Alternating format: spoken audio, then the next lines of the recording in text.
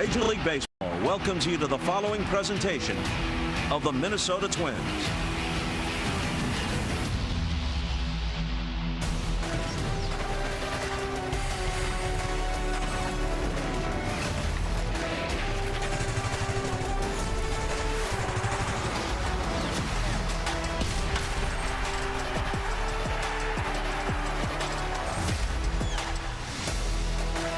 I just want to thank the fans. I mean, grind through a delay of something electrical, which I'm not smart enough to do, but to stay here to the end for that, as hard as it was raining, opening day, you just appreciate. And I think that shows you why Twins fans are so passionate.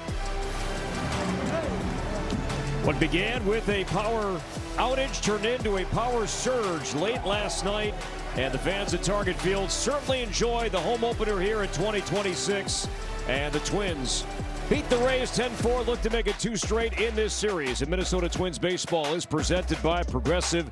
Game 2, Twins and the Rays coming up on a chilly night once again here at the ballpark. Hi, everybody, welcome back inside the Dick Bramer TV booth at Target Field alongside former MVP Justin Morneau. I'm Corey Provas, Audra Martin from the field in just a bit. Great win for the guys last night, Morty.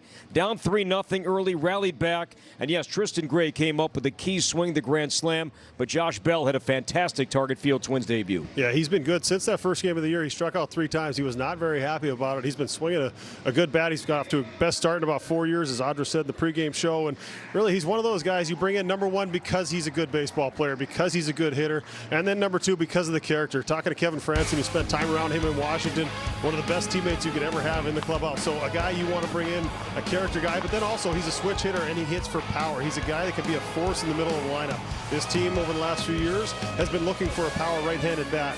Now he's one of those guys, he walks up to the plate, he can change the game with one swing every time he steps in the batter's box, and he's got off to a good start, which always makes you feel pretty good when you're joining a new team, joining a new organization. You want to make a good impression, and he did just that in front of these Target Field fans in the home opener. Yeah, Josh Bell, 6 RBI over his last 3 games, and no Byron Buxton starting this one tonight, so Bell moves up. He'll bat 3rd here in Game 2 of this series. Twins offense entering play here tonight. 5th in runs scored, and much of the runs have come late in ball games. Audra Martin digs into those numbers and more when we come back on Twins TV.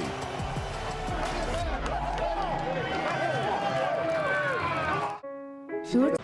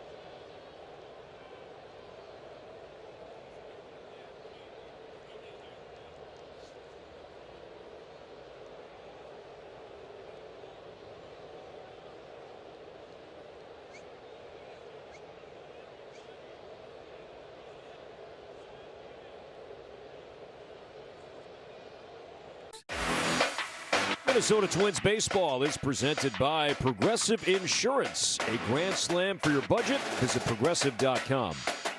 And by Ford. Visit local.ford.com or your local Northland Ford dealer today. Some Brooks Lee fans in in the house, all bundled up and ready to go for Game 2 tonight against the visiting Tampa Bay Rays. Hi, everyone. Welcome back to the ballpark. I'm Audra Martin. Last night, the Twins had a lot working against them. The cold temperatures, the rain, and, of course, the power outage. But none of it stopped this team from once again showing the power, the potential they have to make a huge impact in a ball game, especially when it comes to the late innings. On Thursday, it was 4 runs on 4 hits in the final 2 frames, with home runs stealing the show. First was Matt Wallner with his second of the season. 2 batters later, Cody Clemens got his first, and the team was still celebrating in the dugout by the time that Josh Bell stepped up to the plate and smashed his second in as many games. Last night, however, it was 7 runs in the 7th inning alone, including Tristan Gray's first career grand slam.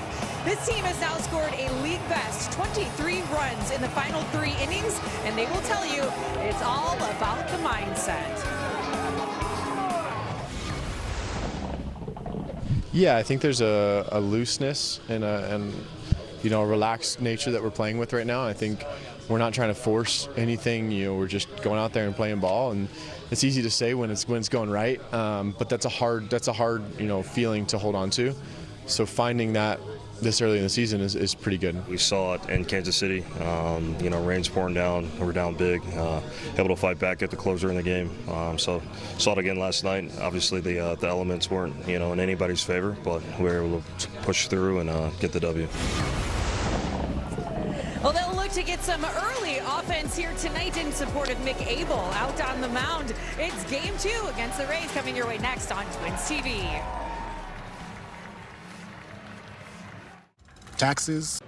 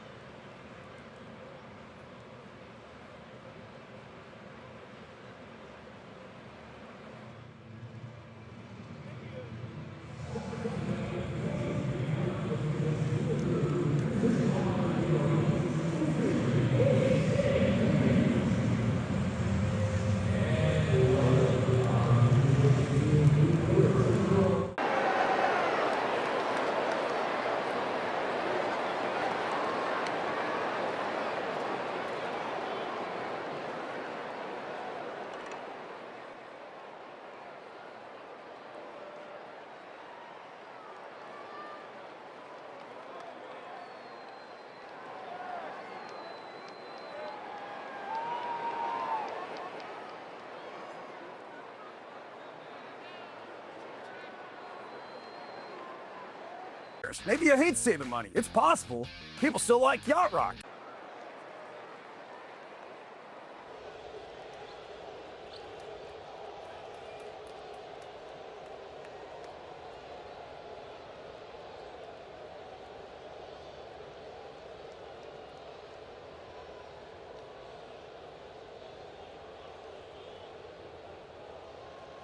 Become a My Twins member today at twins.com/mytwins. Minnesota Twins baseball is presented by Progressive. Game 2 of the home portion of the 2026 season, and we have cloudy skies, a chilly night, 36 degrees, light wind. Feels like 30, and Twins fans are bundled up once again here tonight. Great crowd yesterday despite the weather, the rain, the power outage. The Twins victorious and have a chance to get back to 500, really reach 500 for the first time here this season. James Outman playing in center field, his first start. Twins baseball coming up back here inside the booth. Corey Provus, Justin Morneau, and Audra Martin. Your takeaway from last night, just to kind of thinking back to a 10-4 Game 1 win. Well, I think, obviously the elements did play a little bit of a part, kind of sloppy defense on Tampa's part, but you got to give the Twins credit. They battled all the way through. They took advantage of those opportunities when they were given them. But I think as much as anything, it was the fans. I think if you spend time on social media and if you spend time sitting there listening to all the negativity, but then I got to open that gate. I got to open Rod Carew's gate number 29 and saw people lined up. It's 37 degrees. It's freezing rain. It's just ugly weather. And people are lined up to the end of the block. Couldn't wait to get in. The smiles on people's faces, the excitement for opening day. So there is still a lot of positivity around this team. So that to me stood out maybe as much as anything. And I thought that was really cool to see how excited everyone was, Twins fans, to show up to this ballpark on opening day and be a part of great tradition across the game. And Mick Abel will make his first ever start at Target Field. 2 appearances with the Twins at this ballpark last year. Both came out of the bullpen. And Abel, this will be his second appearance overall, but first start after piggybacking with Bailey over on Sunday in Baltimore. And the Ford Rays lineup, some firepower at the top. Yandy Diaz, he leads all of baseball in hits with Jonathan Aranda. Jake Fraley, Junior Caminero drops to the number 4 spot tonight. Mullen, Simpson, Ben Williamson, and some changes at the bottom. Hunter Ferdocia is behind the plate. Richie Palacios will bat 9th and play second base. And Mick Abel, new number 20 this year. Morty set for start number 1. Yeah, I think a little more normalcy to this one for him. Last outing of spring training as well, you mentioned, was piggybacking out and trying to prepare him for that. But I think he's going to be excited to be able to start this thing from the finish, go through his regular warm-up. And I think we saw it, flashes of brilliance. We saw it in his last start of the year against Philly. He can go out there and dominate any major league lineup at any time. If he's able to work ahead, if he's able to get strike one, if he's able to be efficient, the stuff plays, and it plays big time. And I think he's one of those guys that you get excited on when you think about the future of this team, the future rotation. You can see him sitting at the top of this rotation with the stuff that he features. Abel's numbers brought to you by Car Shield, and you see what he will throw at the Rays here tonight. Defensively, some changes here, Morning. James Outman will be in center. Victor Caratini behind the plate. Josh Bell is first start at first, but Outman in center field. Byron Buxton okay, but not starting tonight. Yeah, and you've got another left-handed starter on the mound for the opposing team. So this is the lineup we've seen a lot of times, the defensive alignment, getting Austin Martin out there, top of the lineup, playing left field, setting the table, see if the Twins can get in that dugout in a hurry. Yandy Diaz on base 3 times last night at Abel's first pitch at 94. A sinker misses outside. We are underway here at Target Field. So again, Diaz 13 hits. That is pacing all of baseball. 2 homers and 8 knocked in for the 34-year-old Cuban-born slugger. The Rays, despite a 2-5 record, leading the American League in both batting average and singles. And they have produced the second highest contact rate of any offense in the game so far. And a slider for strike 1 from Abel. Bullpen problems and issues catching the ball have held the Rays back 7 games in. Now 3-1. Yeah, that was part of what I was going to say. If you can get to that bullpen like they were able to yesterday and take advantage of the base runners that they were given, it's a pretty good formula. It's tough as a major league team to give a team more than 3 outs in an inning. In the air to right field, and over is Wallner, drifting and just has enough room in fair territory. And Diaz gave it a ride, but room for Wallner. And 1 away here in the Rays' first inning, and the batter will be Jonathan Aranda. Yeah, the more time he gets out there, the more comfortable you can see him get. There is not much foul territory in either corner in this ballpark, which makes it a great venue for fans, but also makes it challenging. And for all that time of seeing Max Kepler out there, we're getting pretty used to seeing Wallner making that play. Some light flurries falling here at game time. No problem, though, for the Forest Lake native making the play. And now Aranda, 0 for 5 last night. And with that, his streak of reaching base safely in 20 consecutive games ended. Has homered twice and knocked in 5. Bats left-handed. And Abel behind his second straight batter, 2 balls and no strikes. And that was not an issue for Abel against the Orioles. Faced 19 batters, had strike 1 on 14 of the 19 he faced on Sunday. But again, coming in out of the bullpen. Interesting. You wonder if it was by design. He was pretty late coming in from the bullpen, whether he was taking a little extra time in the cold weather to get loose, or he just wanted to be able to go straight from the bullpen to the dugout to the mound without having any time to cool down. But it's all learning experience. It's all figuring out what you need to do to be ready from that first pitch of the game when you don't want to get jumped in the first inning. All of a sudden you look up and you're down a couple and your team hasn't hit yet. So whatever you need to do, feel like you're ready to get out there. Hopefully it ends up 3 up, 3 down and get the boys to the bat rack in a hurry. 2-2, a check and no swing on a curveball from Abel. And it's full now on Aranda, who has struck out 6 times this season. He's walked 5 times and clearly did not swing. Good call there by Ryan Blakeney at third base. 3-2 pitch fouled back at 95. It's amazing watching him hit and watching him before this series. Spent a little time watching the games in Milwaukee. It never looks like he gets off balance. It never looks like he overswings. It just looks like he's swinging at about 60% and the ball just kind of jumps off his bat. Strike 3 on a high slider. Aranda pondering a challenge, did not. And Abel picks up his first strikeout, 2 down. I feel like Glenn Perkins did a really good job of explaining some of the difficulties of the ABS system. You're already trying to figure out how's that guy going to pitch you and all those other things, and then all of a sudden, was that a strike? And you're kind of questioning as the at-bat's going on. Should I have challenged that second pitch? Should I have challenged this pitch? Is it the time in the game? And I think guys are going to get more comfortable as the year goes on, but I do feel like there's a pretty big adjustment period, especially for the guys who haven't played in that system before.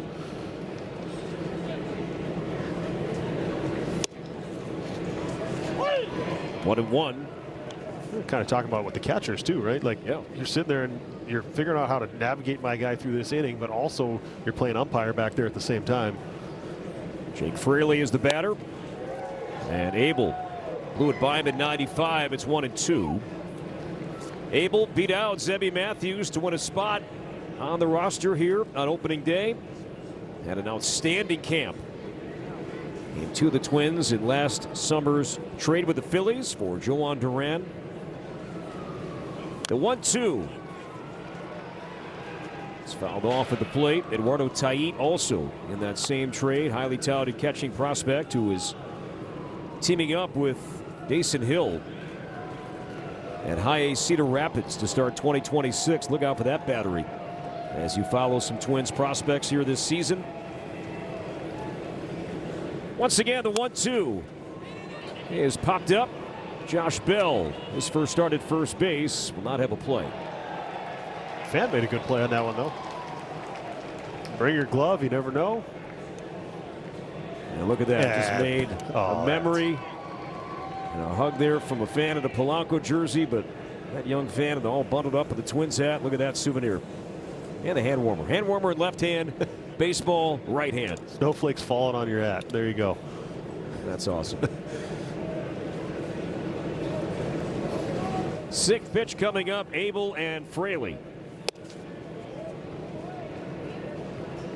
Well, the changeup was popular for Abel against left-handed batters in that outing against Baltimore on Sunday. 52% of his pitches against lefties, Abel threw his changeup. Checking his landing spot, 3-2.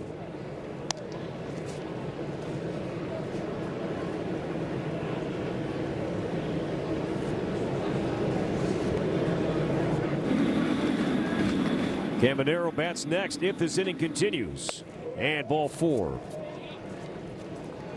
So Fraley draws his first walk this season. And Abel got ahead of Fraley, loses him, and now a dangerous batter coming up in Caminero. But first we take a look at our keys to the game. Morning brought to you by Toyota. Yeah, avoid the big inning and continue to battle the elements. Twins did a great job of doing the second part, even over the last series in that series in Kansas City, but avoiding the big inning. We see it a lot of times with younger pitchers. It seems like cruising along and then all of a sudden it's a 3-spot, and it seems like it happens in a hurry. So I think avoiding the free passes. He had 4 walks in his last outing. If he can keep that under control, got a chance. But I think as much as anything, it's just limiting that damage, making them earn their way on.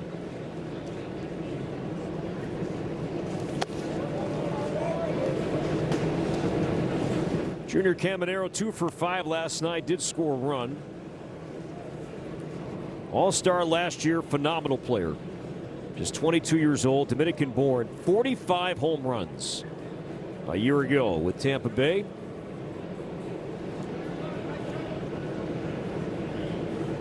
Long hold from Abel. Fraley stays. Line to left field, and that's a sharp single for Caminero.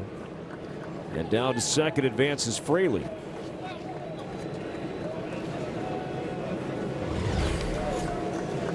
Well, this is a sinker that ran in on him and did a really good job of just pulling those hands in. Still getting enough barrel on it to hit it out there.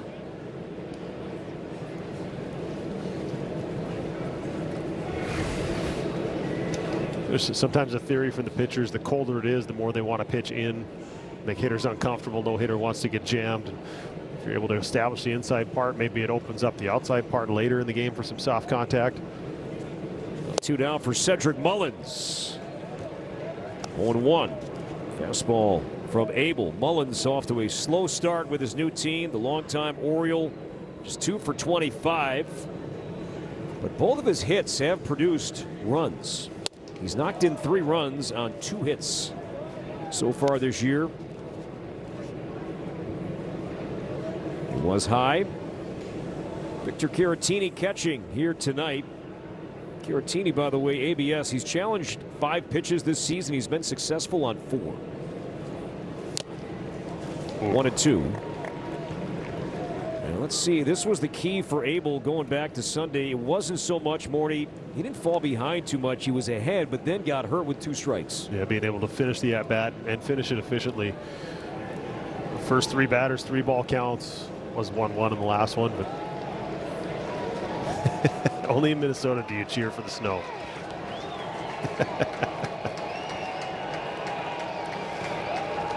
Had some flurries earlier, picked up here a little bit. No big deal. We play on.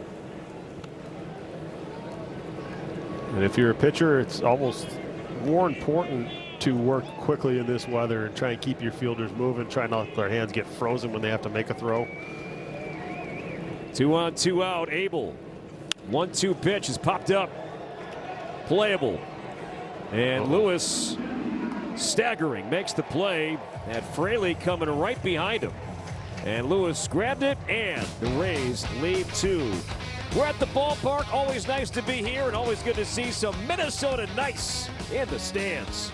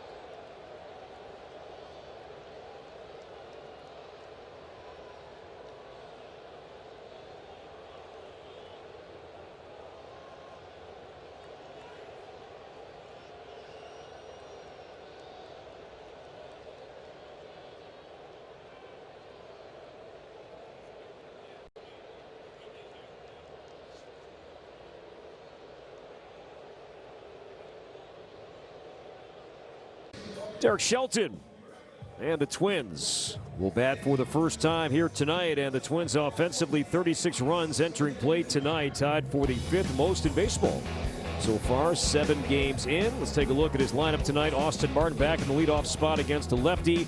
No Buxton, meaning Keyshaw and Bell move up. Matt Wallner, Ryan Jeffers DHing with Caratini, Lewis Lee, and James Outman his first start. He'll bat 9th and play center, and veteran lefty Steven Matz goes for Tampa Bay. Check swing, and that's going to go foul as Martin got sawed off and nearly worked out in his favor. Let's go back to Steven Matz on the mound for the Rays here, Morning. Yeah, last year, mostly out of the bullpen, he had a couple of saves. He had 13 holds. Rays brought him in to be a starter to eat some innings to kind of help protect McClanahan, Rasmussen, some of the guys that coming off injuries and shortened seasons. Floated out to center field and shallow, and Palacios makes the play. Nothing routine on a night like tonight. Over the shoulder catch by Palacios, and that's out number 1.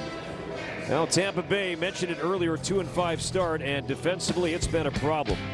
Most errors in baseball, Morning, 12 and counting entering play tonight. Yeah, you get Simpson at left, he can fly. You got veteran Mullins out there in center, Fraley at right.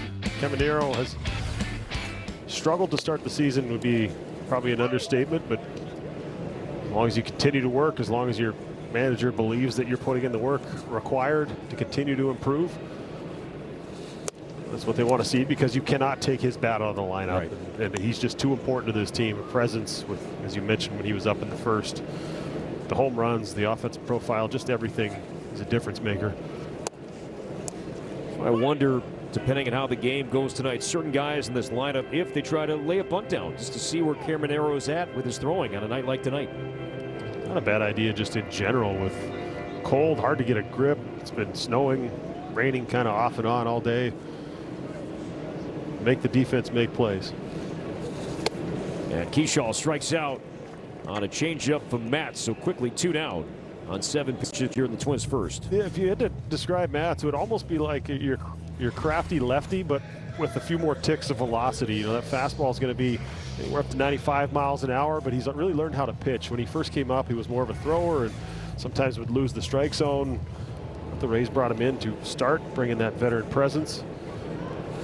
Tonight is 5th game, 4th start, lifetime here at Target Field. Curveball against Josh Bell. 6 RBI over his last 3 games. 2 for 5 last night. A double, drove in 2. And now is down quickly. 2 strikes as he asks Nick Marley behind the plate for time here in the opening inning. Matt signed a 2-year deal back in December because the Rays gave him a chance to start. You mentioned he has done it before, some bullpen work in his career, but he always trained in the offseason to start. And the Rays were pretty transparent, saying, hey, we'll sign you, and we want you to be in the rotation. Check swing and no swing on a high sinker. A lot easier to back off than it is to try and build up. And if you're building yourself up every offseason to be a starter, it's a different mentality, and preparing yourself to pitch 5 or 6 innings at a time as opposed to 1 is different. Strike 3, and Bell will challenge here in the opening inning. And the Twins lost their 2 challenges relatively early in the game last night. ABS challenge presented by T-Mobile. It is a strike, and Bell is out number 3, and the Twins are down to 1 challenge for the rest of the game.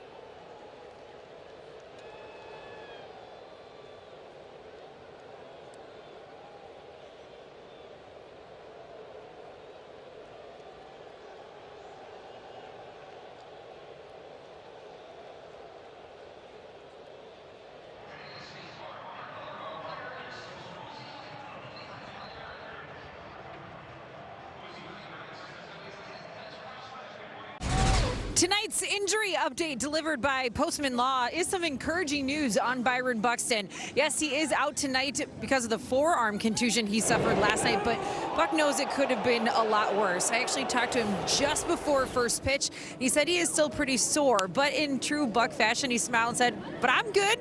Derek Shelton says, in fact, he's planning on putting Buck out there tomorrow, if not later tonight. So definitely good news on the injury front with Buck, guys. Yeah, Audra, thank you. It looked awful when it happened last night. He came off the field right away, and it brought back flashbacks to Luke Keeshaw's injury last season, early last season, in fact. And thankfully, that is good news for Buxton. Also good news that Byron received his first ever Silver Slugger Award trophy on the field before the game tonight. 0-2 on Chandler Simpson. And this was before the game tonight. First Silver Slugger, number 25. Well deserved. What a season he had last year. 2020, 35 home runs. Just did everything you could ask him to do. Did his part in trying to keep this team competitive all the way to the end.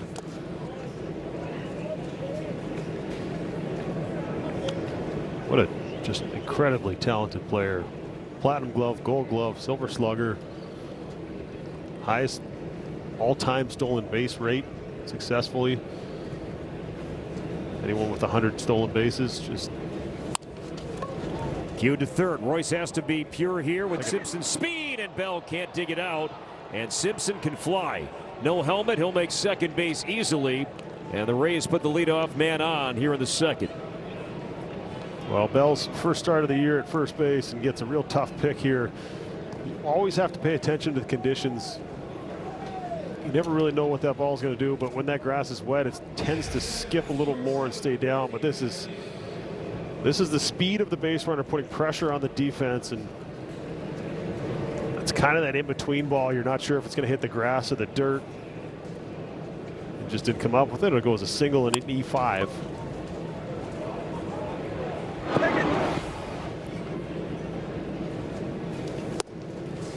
Instincts kicked in when that ball was halfway in the air.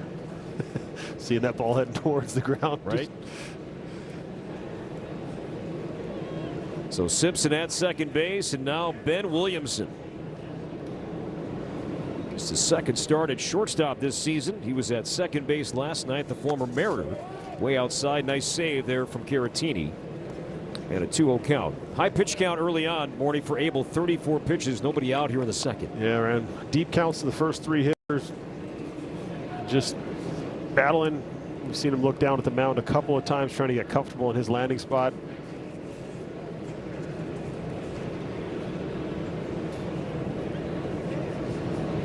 Simpson stays as Abel.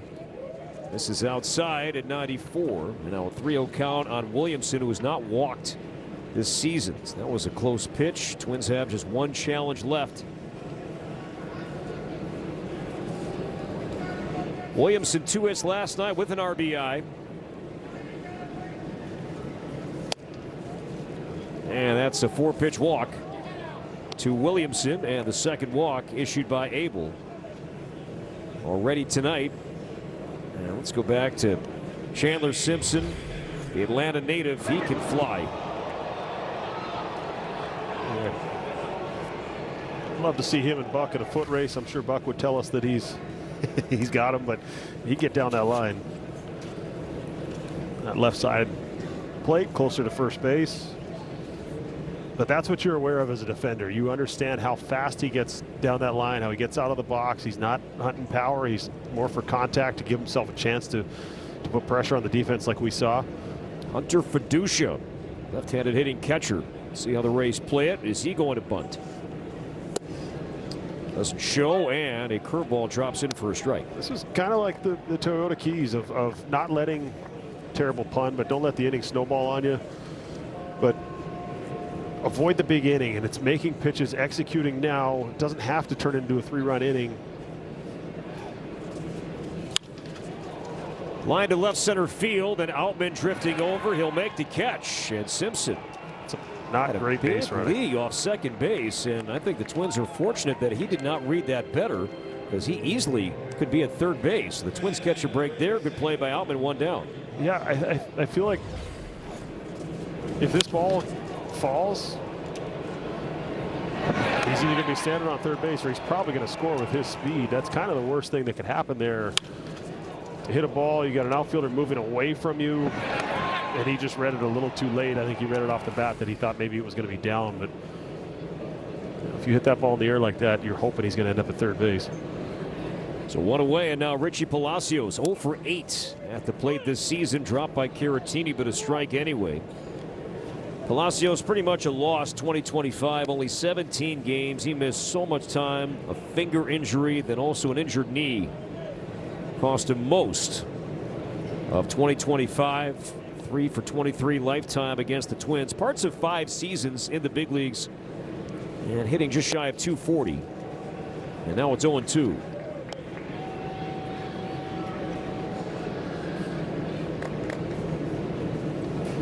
Palacios 28 years old.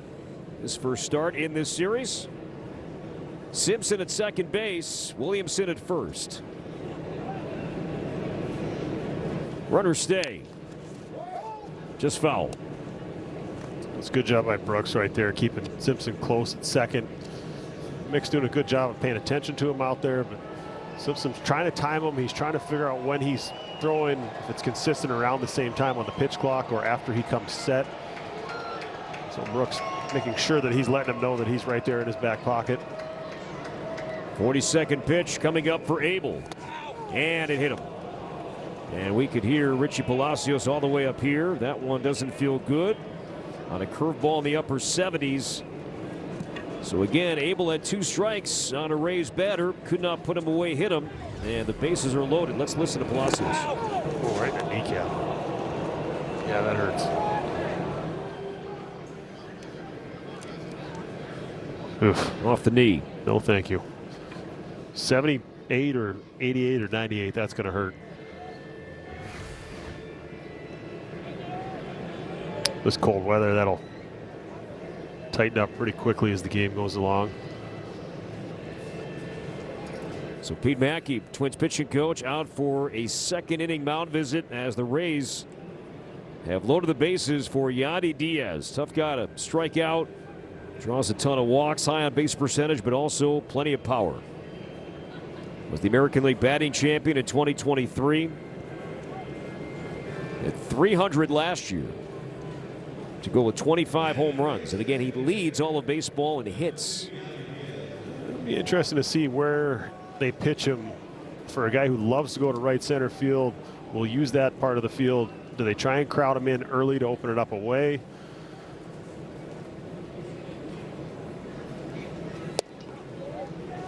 Strike one. There you go. First pitch slider, quality pitch. If he puts that in play, it's probably going to be put in play on the ground.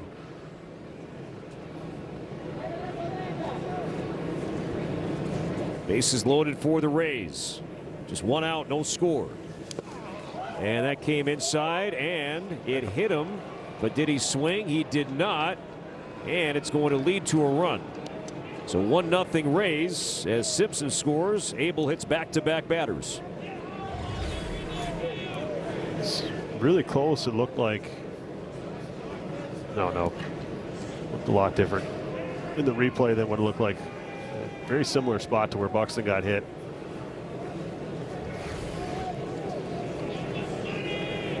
So painful RBI for Diaz, his 9th. So Simpson scores. So 2 hit batters, a walk, an infield hit, and an error in this half inning. Now the Twins are down 1. Here is Aranda.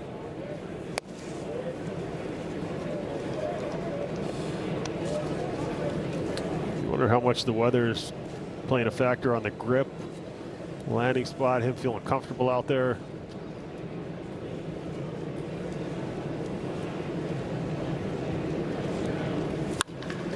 Line to right field. This is trouble. That's going to scoot by Wallner and find the wall.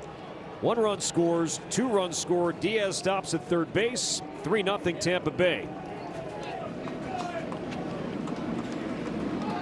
So this is his first plate appearance. It never looks like he's overswinging, so it almost looks like he can track the ball and get cut off balance too much. Just let that barrel work. Yes, he was out front, but He kept his bat in the zone a long time.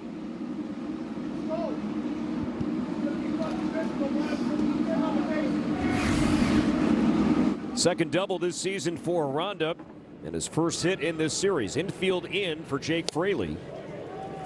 Well, the Twins rallied from a 3-0 deficit last night, and they'll have to do it again tonight. Fraley walked in the first.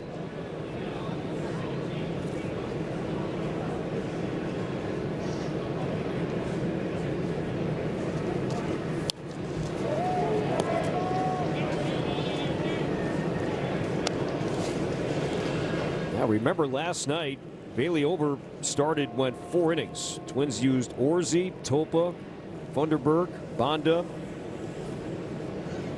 Lorison to wrap things up. Just inside ball 1 on a curveball. So meaning the bullpen was busy last night, Morning, and the bullpen is going to play a large role tonight as Abel's about to throw pitch number 50 here in the second inning. Not quite what you were hoping for after last night. Turning and twisting foul.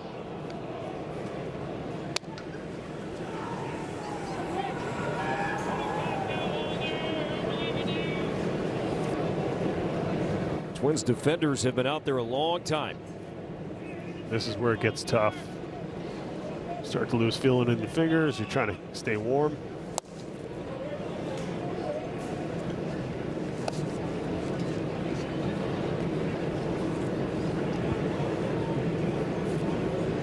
Lewis, Lee, Keyshaw, Bell. Now the infield, Diaz at third. Aranda leads off second. Abel's 2-2 pitch. We'll do it again. Interesting, the velocity in his first start averaged just over 95 miles an hour. It's colder weather.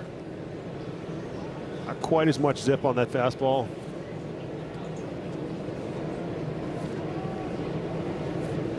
But then rely on the secondary pitches as much as anything. Towards the camera well.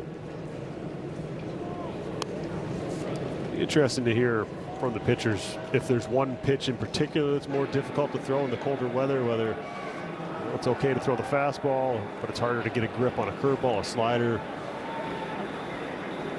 or if it's just all a challenge.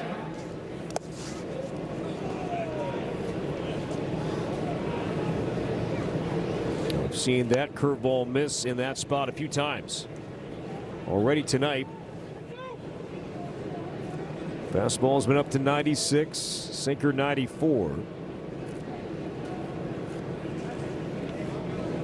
It was 1-2, now it's 3-2 on Fraley. Infield in. Twins down 3. Popped up over near the Rays dugout. Caratini, Lewis with room. 2 down. Now the Twins are down 3 here, Morning. First base is open.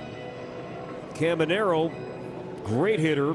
Cedric Mullins is 2 for 26 to start the year. Do they put Caminero on here? I think the challenge is, though, that he's ran 5 3-ball counts so far. If you load the bases, you're putting a lot of pressure on him to be able to be in the zone to Mullins. So I guess it's kind of which would you prefer, pitching carefully to Caminero or loading the bases and just going after Mullins and making him beat you? I guess we'll have to see first couple of pitches of the at-bat. Caminero went after a sweeper, 0-1. And that's it. You got a young hitter up there, a guy who wants to be aggressive. Can you take advantage of the aggressiveness with 2 guys in scoring position? You know he wants to drive them in. Hasn't been getting a ton to hit early in the year. See if they go right back out there for another chase. Popped up, shallow left. And here comes Austin Martin. He'll make the play to end the inning. So the Rays bat 8 and score 3. Matt Wallner will try and have a different result here tonight. He leads off in a moment. Did you know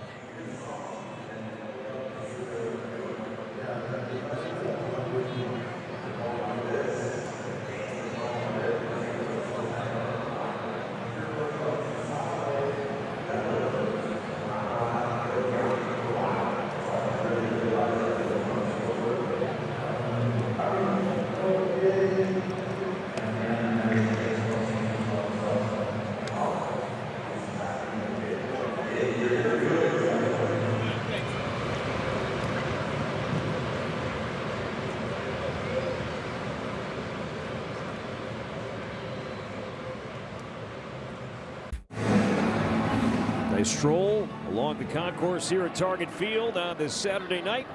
Twins will try and come back again, down 3-0. Matt Wallner leads off against Steven Matz. That takes a pitch, high ball one. Wallner last night, 5 at-bats, 5 strikeouts. Became the second Twin to have that kind of game, that kind of stat line. 5 at-bats, 5 strikeouts. Before last night, the only time that happened in team history, Bob Allison, Twins Hall of Famer, September 2nd, 1965. The 1-1 to Wallner. Not the only Twins hitter to have, or the only 2 Twins hitters to have 5 strikeout games, just the only ones that have gone 0 for 5 doing 5. it. Dozier had a 1 for 6 with 5 strikeouts. There's other guys. Sano had one as well. I had to check that after I read that in the post-game notes to see it. Yeah, it was just 5 at bats. Yes, because the Sano game was 17 innings. I think he went 1 for 7 in that game. Wallner peels it foul, and now 3-2. But what does it mean to you? And I think to Matt too, that after that kind of night, put me back in the lineup the next day. Well, I think Shelty said it in his presser before the game. It was, and he was right. You know, sometimes lefties, it helps you to stay on the ball a little bit longer. You face left on left, and it forces you all the breaking stuff moving away. Chops this one up the middle and past Palacios. So Wallner claps the hands, a nod to the sky, and a little relief. Says hello to Grady Sizemore. Little relief, I'm sure, as well, putting that ball in play, moving it forward. But most of the lefties, Matz does throw a sinker. He does throw that left-on-left sinker, so there is a pitch moving in on you, but all the breaking stuff is going to be moving away. So sometimes it forces you to keep that front shoulder, that front side in there a little bit longer, tracking that pitch, and then it can help you once you get facing a righty again. There's Ryan Jeffers DHing here tonight. And a curveball from Matz drops in for a strike. Jeffers, his role takes on, I think, even more importance in this lineup when the Twins are seeing a lefty. They need some power and some damage out of Jeffers. Not to put it all on him, it's not fair, but on a night like tonight, Caratini behind the plate, Jeffers DHing. Big spot for him batting 5th. Yeah, he's in a power spot. He's in a spot to drive in runs. He's talking about wanting to improve on the power numbers from last season.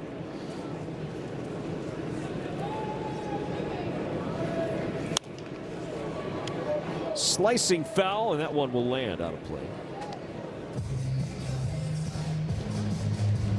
Jeffers 21 homers 2 years ago, 9 last year, despite hitting a ton of line drives, and many of the underlying numbers favor Jeffers with his offensive approach a season ago. Matz runs it in for the sinker. That was his best pitch last year, +8 run value. The sinker was a very good weapon for Matz. 2-2.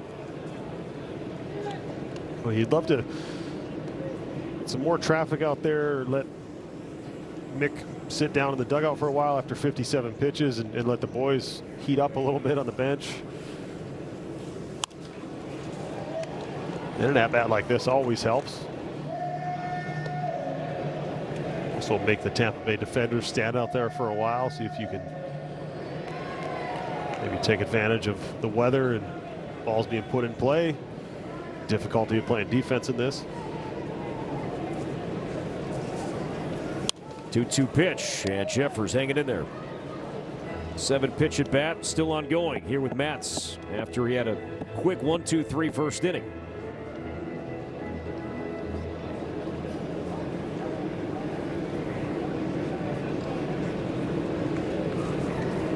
Wallner short lead. And Jeffers tracked that well. And he saw his teammates, especially Keyshaw, Josh Bell, chase that changeup down in the first inning. Did not offer there. 3-2 pitch.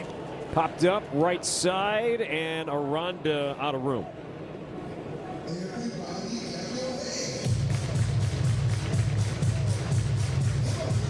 Interesting to see what he goes to here. That's the first time he's doubled up on the same pitch in this at bat. Kind of mixing, matching back and forth, trying to get him off balance, get him off the good part of the bat. Ball 4. Nice job, Ryan Jeffers. Was down 0-2, comes back to work the walk. And the Twins have 2 on, nobody out, down 3. That's the kind of at-bat that gets the boys in the dugout fired up. You kind of pay attention, you see him battling, you see him fighting his way through, and then you take that base, and all of a sudden you've got a run-scoring opportunity based on a guy refusing to strike out, refusing to give in from an 0-2 count.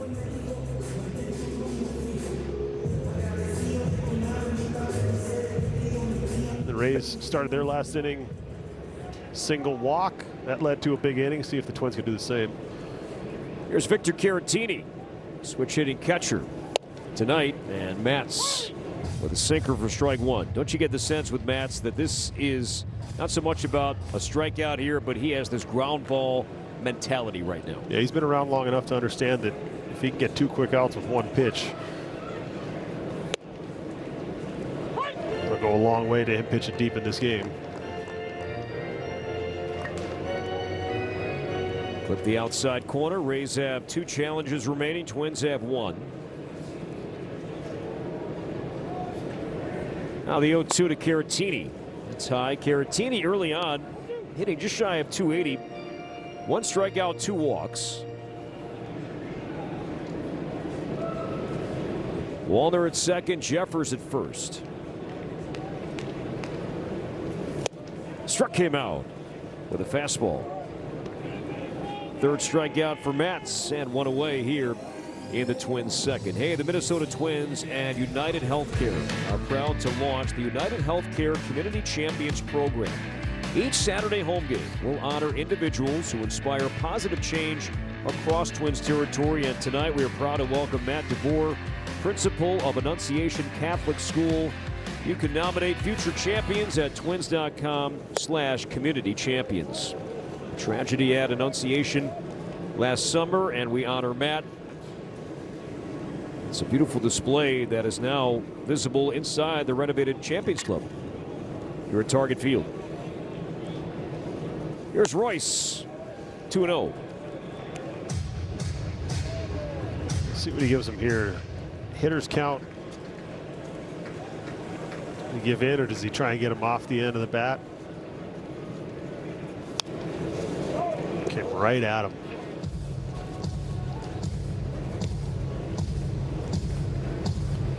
Interesting reaction after that swing. Swing, and then a little spot there in his back. Keep an eye on that. Line drive center field. Mullins coming in. He'll dive, and how many times have we seen Mullins do that against the Twins? He got a great jump, a great read on this ball. A lot of times as an outfielder, you'll see him hesitate for just a second when a guy takes a full swing like that. This will be our unreal defensive play of the game. You said it, we've seen it far too many times when he's out there patrolling center field. And that wasn't like a timed it and I'm going to dive. This was the only way I'm making this play is if I leave my feet, and it was a really good one. Mullins, 31 years old. Robs Lewis, and now 2 outs. It's up to Brooks Lee back in the lineup. A couple of days off. He was under the weather, and no doubt 2 hits this season, but his swing has looked much better right-handed than left-handed early on. Which is so funny for him for over the course of his life. The left-handed one is the one he's used to being there, and the right-handed one is the one that's required more maintenance, I think partially because just faced so many less left-handed pitchers. Went upstairs. Now 1-2. 2 hits, 2 singles for Brooks so far. Has knocked in 1. He's walked only once, and that was a goal that he said. He's trying to walk more. Get that on base percentage up at a higher rate here in 2026. 1-2 pitch. Line drive, base hit center field. Wallner rounding third, bobbled by Mullins. And Lee on his way to second will slide, and he's going to be safe at second base as Wallner scores. Jeffers makes third. It's a 3-1 game. Well, first of all, great job of making an adjustment, getting on top of this ball and hit it hard to center field. After Mullins made that great play on Royce Lewis, ends up making an error on this ball. A nice job by the Twins base runners of not quitting on the play. Jeffers seeing that continued on, and then Brooks Lee, a little sneak attack. Slides in behind Palacios. That was good. That's where you need communication from your first baseman screaming at you, yelling, he's coming, tag, tag. Communication at field level is so essential. So Lee comes up with a good swing, his second RBI, and now James Outman with his first start. A lefty-lefty matchup at strike one on Outman. Yeah, only 5 at-bats so far. Start the season. He also has faced Mats before as well.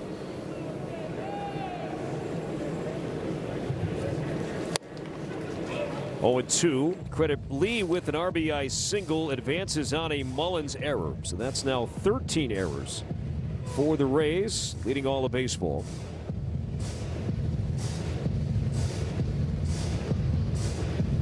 Outman 0 for 5.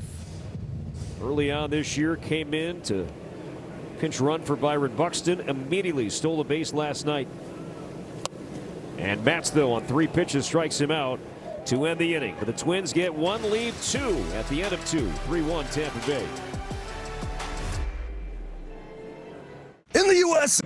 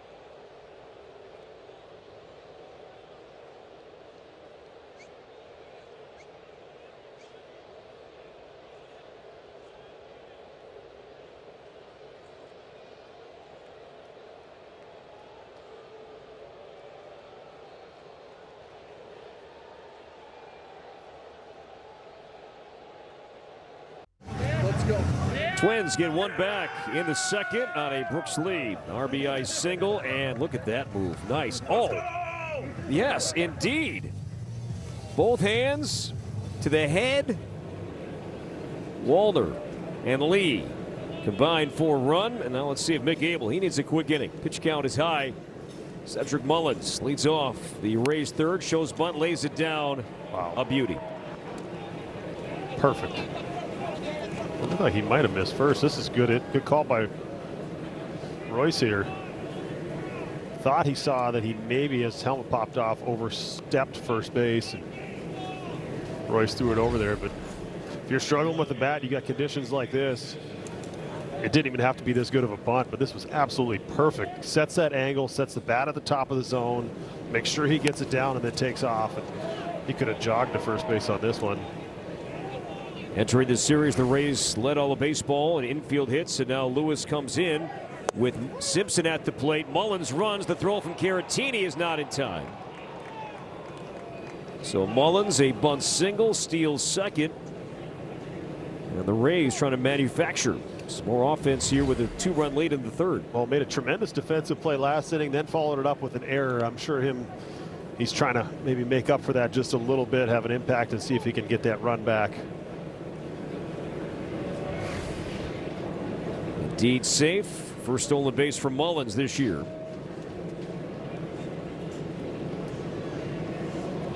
Simpson shows, pulls it back.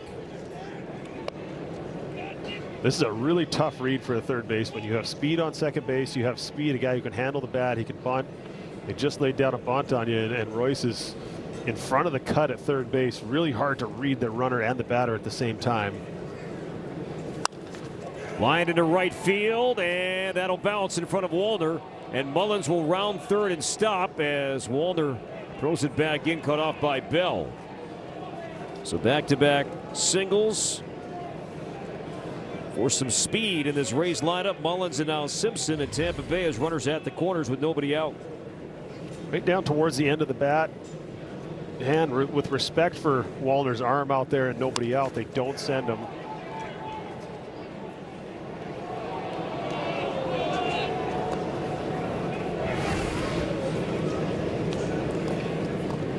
So Simpson at first base. He won't be there long.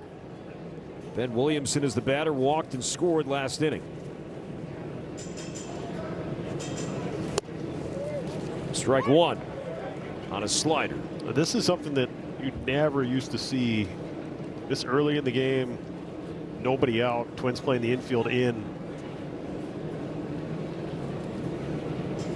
But run prevention, you're not expecting a high-scoring game in weather like this. To short, hit sharply. Lee goes second for one. The throw to first is a double play. As Mullins scores, no RBI for Williamson. It's 4-1, but the Twins clear the bases and turn two. This is really interesting here. You play the infield in, assume to cut off the run at home plate, and the only one you're really going to go home on is that hard hit ball. Maybe he's thinking that slow roller, I'm going to come get it, but clear the bases. Clean slate for Mick out there, but interesting to hear maybe after the game, if you're going to play the infield in there, why you're not coming home with that ball. How much does the Simpsons part in that equation impact Lee's decision? Yeah, I guess if he takes off, then for sure he's obviously throwing that ball home. But I just wonder if we're talking about a slower runner at first base. Okay, he's on the bases. Maybe he gets to second base, but a base hit doesn't necessarily score him. If Simpson's role just factored into Lee's decision to say, hey, let's get two, we'll give up one, let's get this guy off the base pass. Sacrificing a run, yes, but 2 outs. But then you would either play middle depth or probably play the infield back if that's kind of your thought process of we're going to give up that run. Usually the whole point of bringing that infield in is to cut off that run at the plate. Then if you do that, you end up with 2 runners still on base. So it's kind of the trade-off there, and that's a split-second decision the shortstop's got to make. But it will be interesting to see when they come in this half inning if there is a conversation, whether it's between Shelty or Borrego or whoever it is in there that's going to have a conversation about that. And I think the conversation probably starts with, hey, what was your thought process there? You know, did you think about going home, or was your thought just to turn two? And that is a conversation that will happen in the dugout. It might be a conversation that's happening right now. 1-2 on Ferduccio. The left-handed hitting catcher lined out to center in the second. 12th round pick by the Dodgers in 2018. Now the Rays are hot corner, the only team in the American League to have a lead in every game, despite a 2-5 record. Strike 3 called on the Rays catcher. Looked to be low, but no challenge. And the inning is over. Rays get 1. Abel with the strikeout. And the Twins are once again down 3 coming up in the home third. Let's keep it now for tonight's Twins Insider. And last night, Derek Shelton, interesting challenge he made with a shift rules violation, something we have not seen in a long time. And Shelton gave a ton of credit to Joey Casey from the Twins video team, noticing the violation. Yeah, the Keisha ball. The Keisha ball, we thought he was out of place, and we didn't get to it in time. And Joey Casey, who does our replay, did a really good job. He called down and was like, he's too close. And so we had just told ourselves the next time we had that situation and the ball was fielded. Now that was a weird one because the Keisha ball was hit right to him, and then that ball he had to move to his left. But it really doesn't matter. It's where you start at the time of delivery. And after Keisha's ball, we thought we had a pretty good case. I don't know if I've seen that. No, I'm not going to tell you. I have not seen that. I've seen standing on the edge of the grass, but I don't think I've seen that called. And I mean, it was good. It has to be egregious, and I think it was egregious. So here is the rule. This is how this works. If you kind of divide up, and again, you cannot completely shift anymore. And in this case, the second baseman last night and that was Ben Williamson. He has to be both of his feet have to be directly on, in this case, the second base side of second. He was clearly not while the ball was still in the pitcher's hand. So he was in violation. That's a great shot there. That right foot has to be completely clear of second base.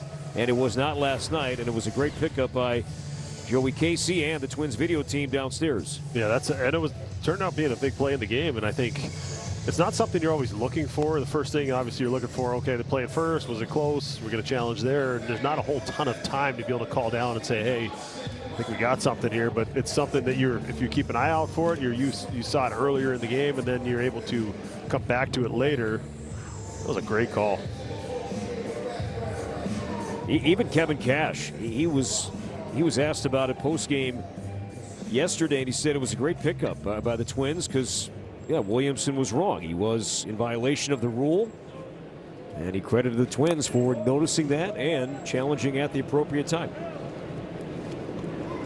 Second look now for this Twins lineup against Steven Matz, Martin, Keyshaw, and Bell. Twins once again down 3.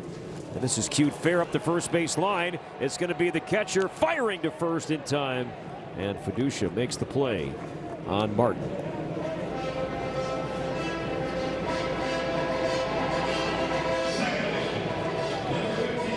Thought maybe this was going to end up being almost like the bunt we saw last half inning, but if he hits it up the third base line, they probably don't get him. But that short throw, nice job by the catcher coming out, calling off his pitcher, saying, I got it, get out of the way. Too often you see him run in front of the catcher like that. Did you notice, too, that Austin Martin did a smart thing there? He took his running lane inside just enough. He was legal, no feet on the infield grass, but used that angle, trying to just draw maybe a throw onto his back. Just took his line a little bit more in up the first base line. Good idea. Yeah, try and disrupt the play in any way that you can. 1-1 on Keyshaw. 1-2, and Keyshaw will challenge. He said it right away. He tapped his helmet. Did they miss it? He did. Oh, Keyshaw tapped his helmet, and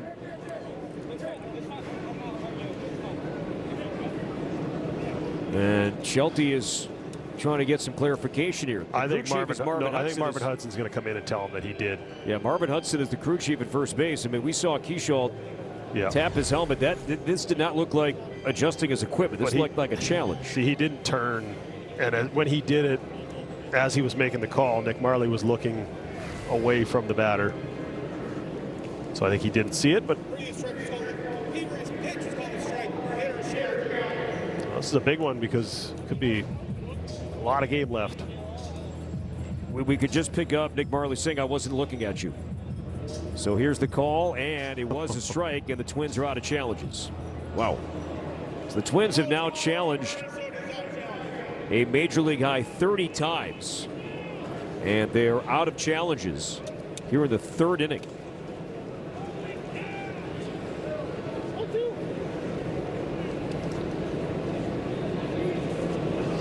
So 1-2 the count as Matz misses outside. Matz struck out Keyshaw on a changeup in the first.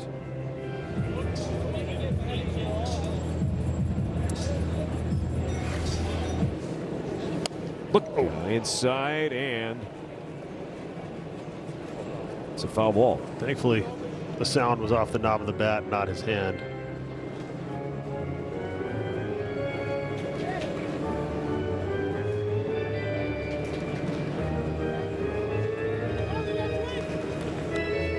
Swings. A little confused here why they checked that. Yeah, it was a foul ball. Right? Yeah. Now 3-2. I mean, I'm easily confused, but that one there was interesting. Head scratcher. And that's strike 3. And Keyshaw thought that was outside. Don't have a challenge. So Keyshaw saying that's so far away. So he strikes out for the second time. And this was a pitch that was a ball, but no challenge. Oh, nothing he could do. But it's also hard to win that argument when you challenged a pitch earlier in the at-bat and you kind of didn't get the call. Not saying right or wrong, the pitch was not off, but it's easy for the umpire to come back with, how are you complaining about that? You challenged a strike. Right. But this is something that, I said this last night, I will continue to say this. This is something that in the minor leagues, when the teams ran out of challenges, the zone got noticeably bigger.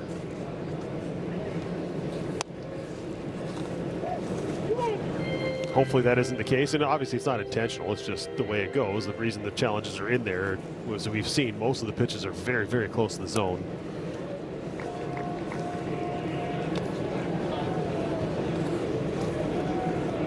As the flurries return, 3-1 on Bell. Now 3-2.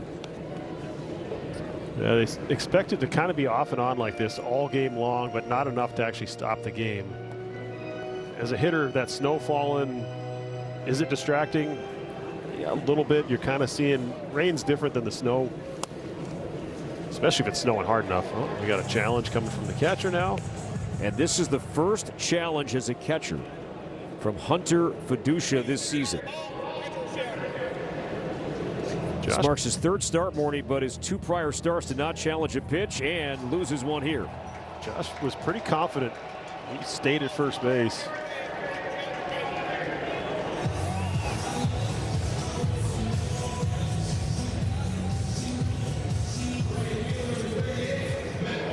So Bell draws a walk, second walk from Metz, and now Wallner singled and scored last inning.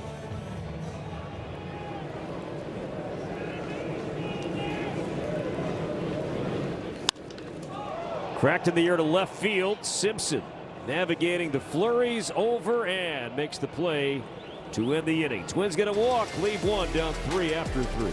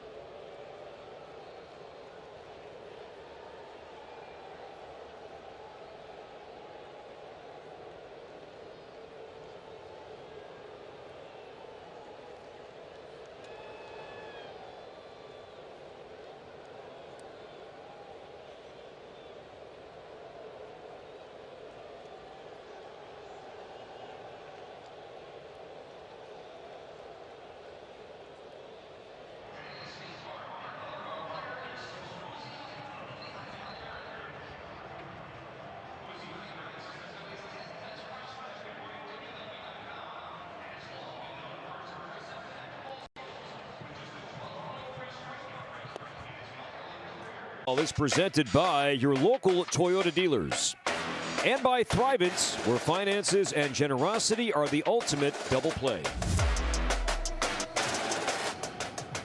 Man, it's too bad that one of these teams doesn't have a dome that you could be playing in right now. Look at that. If you dress appropriately and the right music's playing, Christmas music playing here at the ballpark during the commercial break, it just feels right. Or you can't feel anything at all. Yeah. Richie Palacios. He felt something. His first plate appearance, got hit by a pitch on his knee and later scored. That's the attire for Morning Night tomorrow. These guys are wearing our gear tonight. That's the look we'll have tomorrow. You go first. Final game of the series. Yeah, I'm going to go, Morty. The Canadian colors seem to be represented with the fan on the right. You'll go right, I'll go left. Like I said, you go first. Okay. 0-2 on Palacios. And leadoff single. Another 2-strike mistake there from Abel. And Palacios is on for the second time tonight. Leadoff man is on for the 3rd straight inning. Josh Bell with his first start at first base as a Twin. For more on that, let's bring in Audra Martin. Josh Bell had a big smile on his face in the clubhouse earlier today, just knowing that he was getting that start at first base. He's been itching to get back out in the field. Even so, back in spring training, he had to make sure that he reminded Derek Shelton that he has played a decent amount out in the outfield and that he was willing to go anywhere that they needed him to play. And when Buck went down last night, he was about to walk over to the other end of the dugout and remind him once again. He told me, maybe not center field, but they can move things around and put me out there. I will do whatever it takes to help my team win a ball game. And, he's more than happy, though, to play to be the DH, and he's been really happy with the results. If you look at some of the numbers, most of his key numbers in these first 7 games are better than he's had in the last 4 years to start a season. And even his RBI run scores, those are career best to kick off a campaign. So Josh Bell loves to be in the field and play defense. But again, if it means being a DH and that's how you get to help your team, he's perfectly happy doing that too, guys. Audra, thanks. Yeah, 8 games now for Bell, 7 starts at the DH, and finally at first base for the first time here tonight. I would imagine, too, when the Twins signed Josh this offseason, first base was more in play, but then it changed when the team added Victor Caratini to a 2-year deal.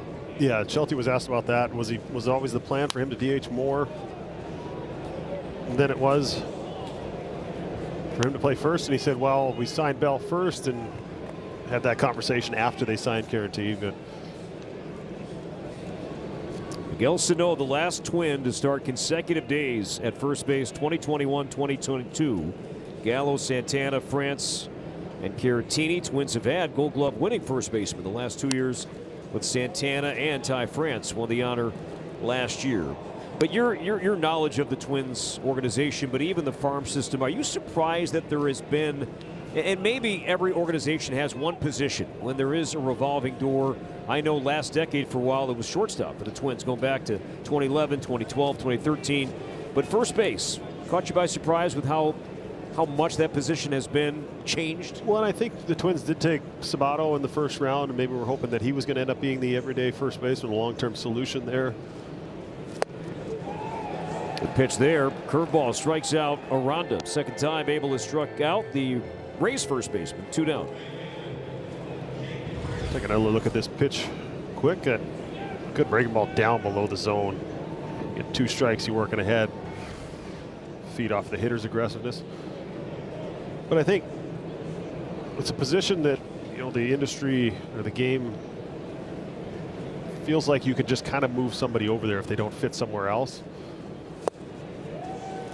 And then you end up, a lot of times in free agency, you have multiple guys that have ended up moving to first base at the latter stages of their careers. And I think that's kind of what you have. You see veteran guys they've brought in, good clubhouse presence, guys that can make a difference on the field but also off the field. But as most teams do, I think the Padres a couple of years ago, every player on their field, so we're going to have another challenge here. Jake Fraley challenging the strike call. If this doesn't get overturned, Rays are out of challenges, and it was a ball. So Fraley, the keen eye there. So Rays maintain the challenge and take the strike away. It's 1-1.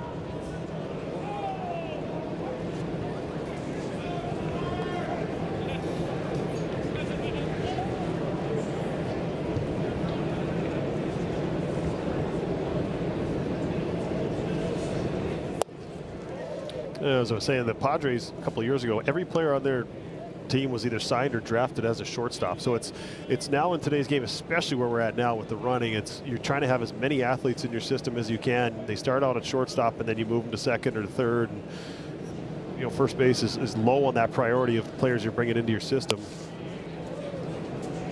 And the thought is, okay, we'll take a third baseman and move him over there if you can't. Figure it out at third, and a lot less emphasis on just having true first baseman over there. It's more of a position of, if you have a bat, we're going to find a spot for you. 3-1 upcoming to Jake Fraley as Abel steps off. Another angle with this that I think too, I would imagine 4 or 5 years ago the Twins were thinking that Alex Kirilloff was going to be their first baseman for a long time. Absolutely. The retirement, the injuries that he sustained, I think forced a pivot that maybe they didn't see coming. Yeah, a guy that you were counting on, consensus top 100 prospect in the game, and we saw it when he came up here. When he was healthy, that was a special bat. The guy who also, he played a little bit of outfield as well, but I think the first base position has changed over the years, but I think it is still a place where you need to get power from. I think it's a position I believe that you can learn as well. It's if you can catch a ground ball. The thing that's maybe been a little bit surprising to me is that with this kind of call, it's a good problem to have too many players for the same position, but with all of the outfielders that the Twins have, you know, all the depth that they have, the 4 guys that are down in AAA, that there hasn't been an attempt, you know, now Wallner's maybe a little different because he's got that tremendous throwing arm, but that Alarnik, a Wallner, or one of these guys that they haven't, you know, moved into first base to get another left-handed bat in the lineup on those days. So it'll be interesting to see how it plays out, but you're happy with what Josh Bell has done to start the year and the impact he's had this early part of the season. Yeah, the Kirilloff thing, I think, the one that we've forgotten about, of how good he was and how good they were expecting him to be, and how much you miss him. Big spot in this game right now for Abel Caminero with 2 on, 2 out, Rays by 3. As Abel was in the same spot in the second, as Caminero was batting second and third, 2 outs, flied out to left. Now bats again with runners on base. Got in on him, popped it up, and Caminero slams down the bat. Keyshaw calls off Bell, and Abel works out of it. Some traffic once again here in the 4th, and the Rays, though, do not add on.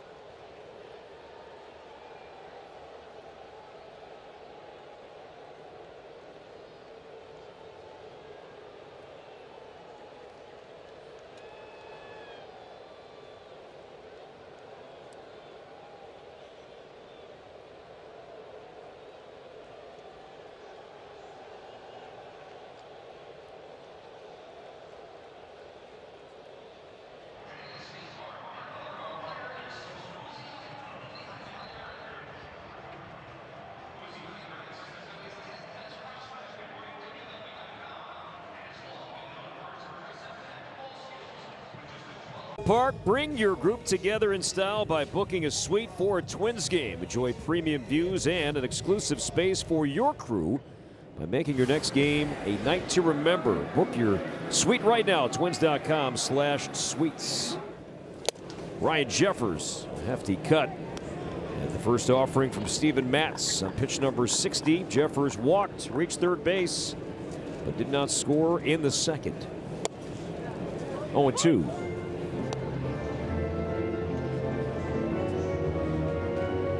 Jeffers, Caratini, and Lewis. Popped up on the infield. Near short, in comes Williamson. And one away here in the 4th inning.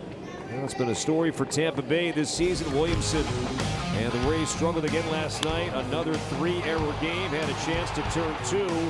But that was a big one. Carson Williams.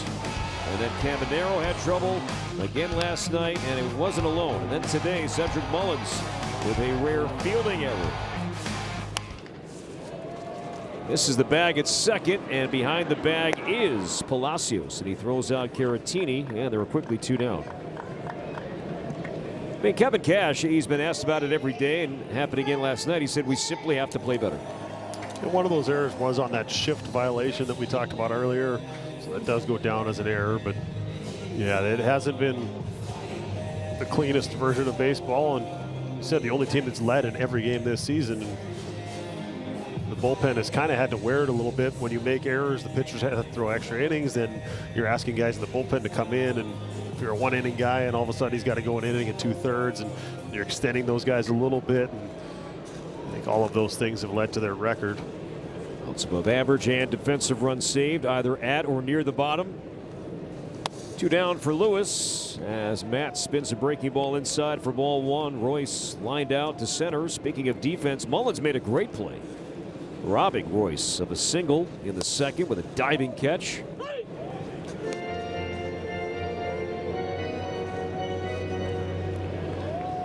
The veteran Steven Matz, his second start, 34 years old.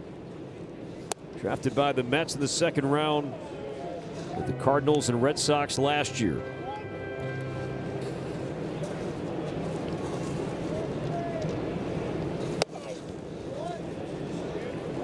Twins bullpen is working. Taylor Rogers is warming up.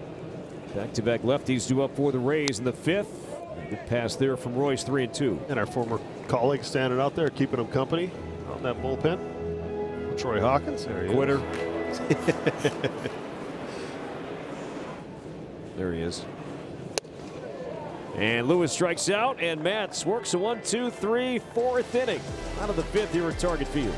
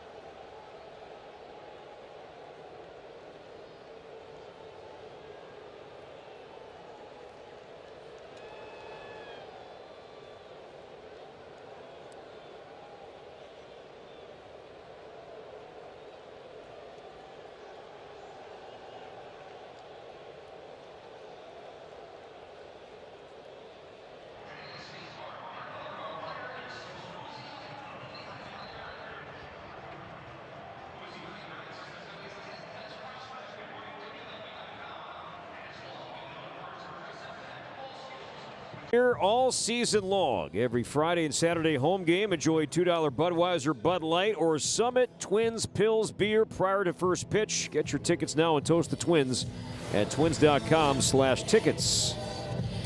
Taylor Rogers is on for the 4th time this season, and by far the earliest he's worked in a game. We've seen Rogers work the 8th inning.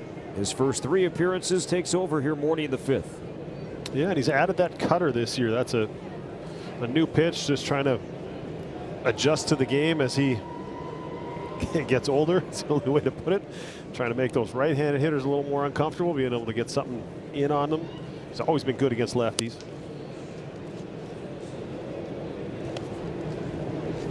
Taylor Rogers pitching as a Twin at Target Field for the first time since July 26th, 2021.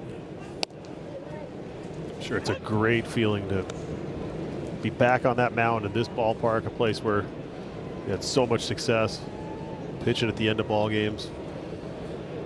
1 ball, 1 strike on Mullins. And what I remember about that last outing for Rogers, so this was just a few days before the trade deadline in 2021, and I think Rogers was going to be dealt. He was pitching really well, a left-handed reliever, but then injured his finger, had that pulley injury on his finger, and his season was over. And that one snaps in for a strike, and then Taylor was traded basically an opening day in 2022 to San Diego for Chris Paddock and Emilio Pagan. But had Rogers not hurt his finger in late July, I think he was likely traded.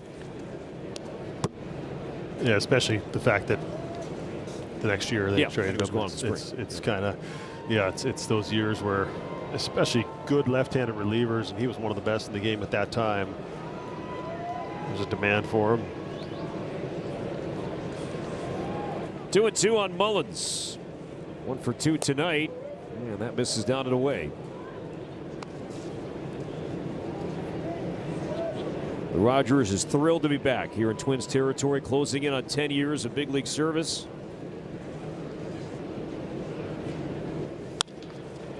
Line to center, and that will drop in front of Outman. And Mullins is on again. His second hit. He stole a base earlier. We'll see if he's on the move here in the 5th.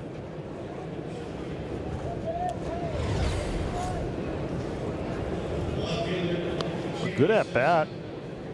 Sometimes it's just, we saw that bunt, we saw him run and getting involved in the play. You know, when you're not really hitting, you're kind of 2 or 3 for the season, and you don't really feel like you're involved in the offensive side. Sometimes something simple, just like a trip around the bases like you had earlier, can get you involved. Simpson, you got to be aware in that series they just had in Milwaukee, he had a bunt situation. He actually took it with him to second base. I'm sure the Twins are aware of that on the scouting report. So Keishel's up. He's a little closer to home plate in his position, second. 1-0 pitch to left and shallow, and Martin makes the play. Mullins holds at first base. That got in the lights late on him. As the outfielders in this ballpark will tell you, it's that kind of softly hit lower line drive, not a complete pop-up or fly ball. Does a great job of staying on it, though. So 1 out, 1 out for Ben Williamson. Hit into a 6-4-3 double play in the 3rd. He's also walked and scored tonight. 0-1. Had a chance to meet and chat with Chandler Simpson before the game tonight, and Simpson is from the Atlanta area, and he is somebody that is close with a couple of Twins, including Taj Bradley, as both Simpson and Bradley played together as part of the RBI program in Georgia. They're about a year apart in age, but they've known each other for a long time. Mullins runs, pitch inside, no throw from Caratini, and second stolen base for Mullins. That is a hard pitch to throw on, combined with a good jump at first base.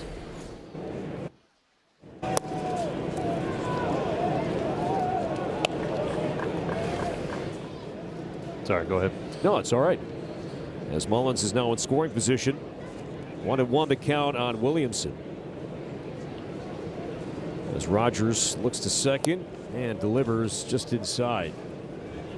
Yeah, but Chandler was saying, and Taj is not going to pitch in this series, and they were teammates with the Rays, but man, he would love to face him and might get that chance when these two teams meet later this month down in St. Petersburg. To have bragging rights, a couple of Georgia kids growing up. To the right side, good piece of hitting there from Williamson, and that will bring in Mullins. RBI single for Williamson, his 3rd RBI this year, and Tampa Bay now leads 5-1. Just taking what the game gives you. Nice job by Mullins of getting himself in a scoring position. And this one a sinker that didn't really sink, just kind of stayed in the middle of the part of the zone. Keishel playing him up the middle. Unable to get there. Now Hunter Freducia. He's 0 for 2 tonight, 1 for 6. Runner goes, throw down to second base is not in time. Another big jump that time from Williamson. So even though it's a lefty on the mound in Rogers, the Rays, we saw Mullins and now Williamson with good jumps off Taylor. Well, teams spend so much time picking apart pitchers, looking for opportunities to run. And if you have something, certain guys do certain things when they go home or when they throw over. If there's a little something to look for, you can take advantage of that. Or sometimes you just have a lefty out there and you go first move and understand that he's got a higher leg kick and it's still going to be a hard play. Now the 1-1.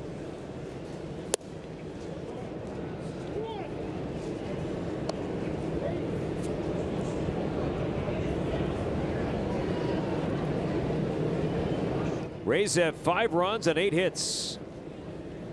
And the bulk of the hits tonight have been what they've done well all year, singles. And there's a line drive base hit to right, and this will be another single. Around third is Williamson. He will head home, and the throw coming in offline. It's an RBI single for Ferducia. His first RBI this year, 6-1 Tampa Bay. A couple things on this play. Surprised he was still able to score after he froze on that line drive through the right side. Did the right thing as a base runner. Watch him at second base. Freeze on a line drive to the right side. Then he goes, but he doesn't give up on this play. He's still trying to score because he understands it's close to the line. And then the fact that Wallner was able to get that much on that throw from the line, had a chance of throwing him out, just kind of ran on him a little bit. Did the throw. 3 singles here in the inning. And now Richie Palacios. He's been out twice, hit by a pitch, a run, and singled to right in the 4th.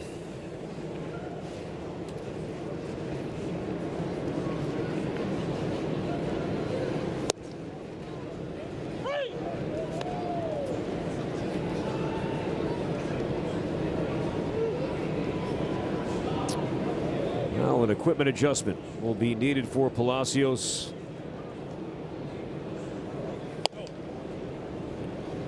We're pretty thorough here on Twins TV. We try and pay attention to every detail. And maybe it's a way to stay warm. I don't know. Get some ventilation.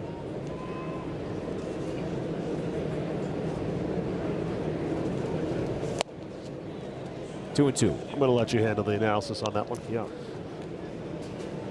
Full breakdown coming up. Twins postgame with Jim and Timmy. Should probably bring Perkin for that one. El Capitan of the old zipper down.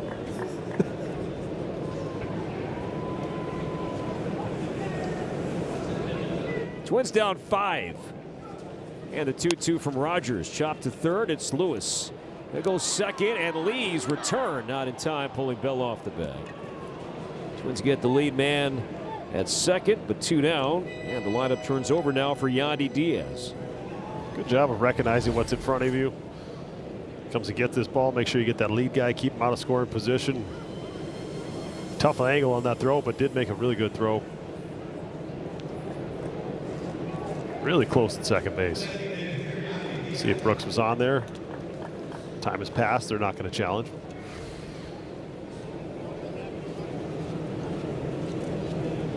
We got a hot dog wrapper that is off the mound, and I think Marley will grab that. Does not count as a mound visit. Yandy Diaz 0 for 2 hit by a pitch with an RBI tonight. Mick Abel went 4 innings, gave up 4 runs on 6 hits. The Rays have scored twice off Rogers.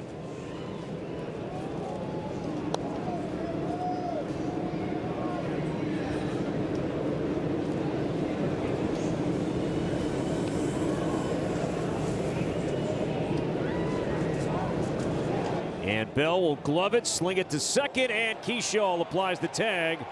And Palacios is out, so Rogers stepped off.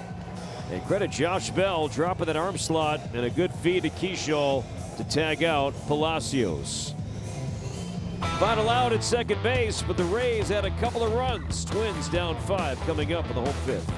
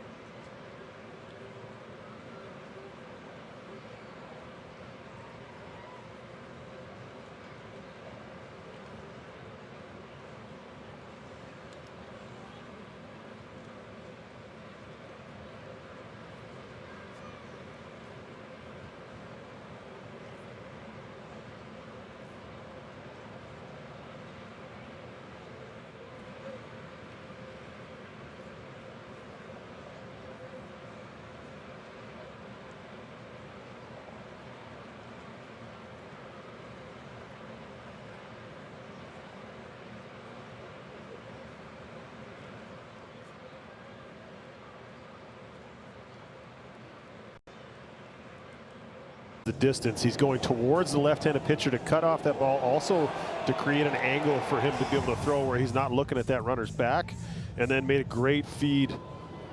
Keisha with the knee down, but did leave space for the runner to slide into. And you saw Josh's arm angle there. That's what where he's figured out where he needs to throw from, and able to make an accurate throw. Brooks Lee with an RBI single. Back in the second, continues to swing the bat well from this side of the plate. Ahead 2-0 towards the whole left side. Diving stop made by Williamson. Skips it across, and the dig at the back end by Aranda. And Lee is out, number 1. Nice play by Williamson. His second start at short this season with a diving stop, robbing Lee of his second hit. Yeah, this is a really good play. Usually that second hop, the grass kind of eats it up, but when the grass is wet like it is, that looked like it actually carried all the way to the to the dirt, and Matz appreciates it. But when it's wet like it is tonight, it is going to skip, so you're not going to lose as much speed on that throw.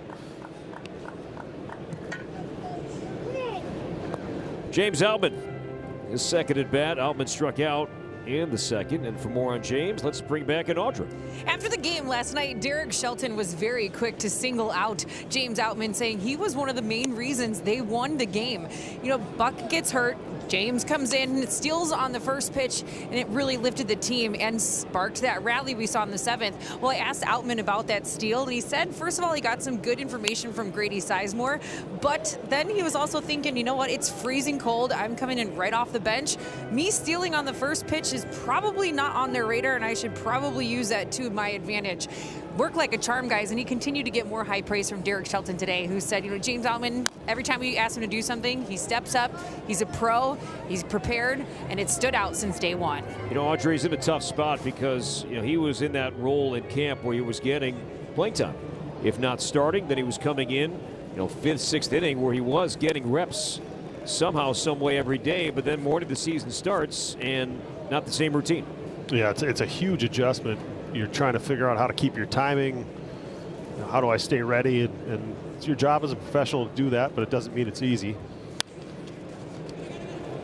Pops it up off the hands, and it will be Caminero making the call. 2 down.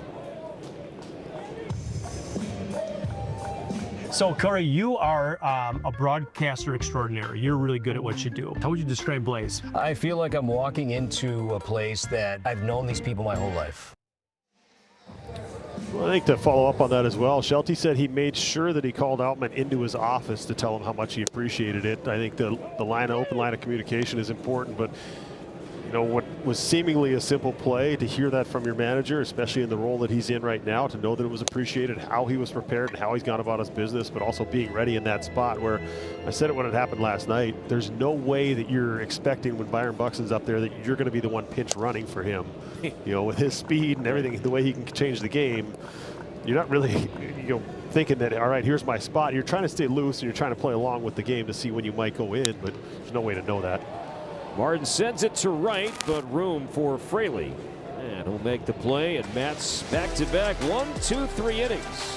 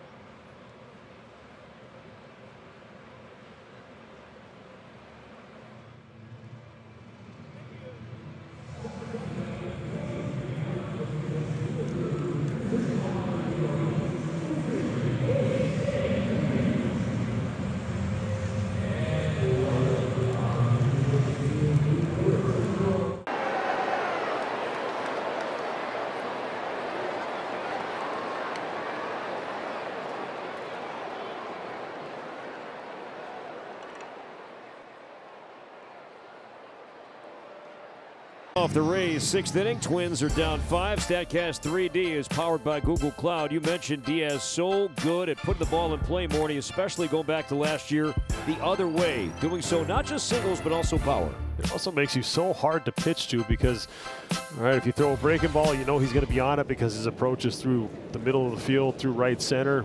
You feel like you can get in on him, but he's quick. It's just a whole field approach, and yeah, you might be sacrificing a little power for that, but he's one of the better hitters in the game. Got a batting title on his resume because of what he does at the plate and his willingness to use the entire field. His most recent home run came in Milwaukee on Wednesday, and it went the other way to right field. As Anthony Bonda takes over for the Twins and the 0-1, and Diaz got hits, and he is not happy as he will try and jog that off. Up the first base line. Bonda hit a man last night and hits one again tonight. Yeah, and on the slider again as well. A pitch that looked like he had trouble having a feel for right away when he came out there. That one got him right in the kneecap too. Bonda, you see the emotion at the end of that as well.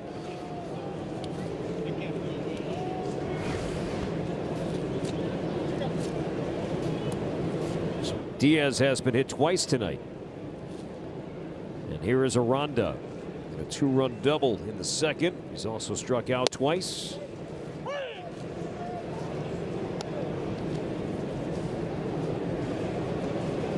Rays got 2 off Rogers last inning, and now Bonda.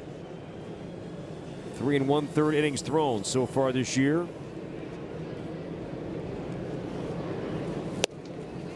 Pitch there, sinker in on Aranda. 0-2.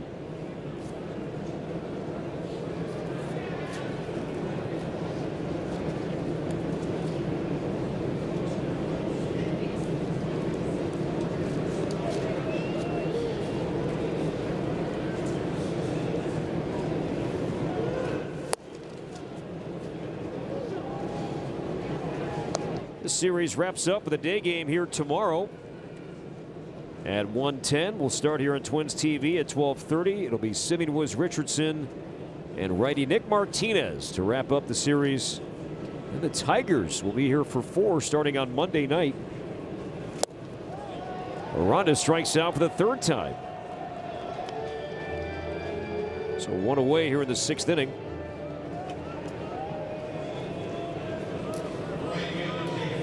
Let's take a trip around Major League Baseball here this weekend. We were watching this at bat live here in the booth yesterday morning. Got a chance to see Connor Griffin's first swing, RBI double, and a Pirates win.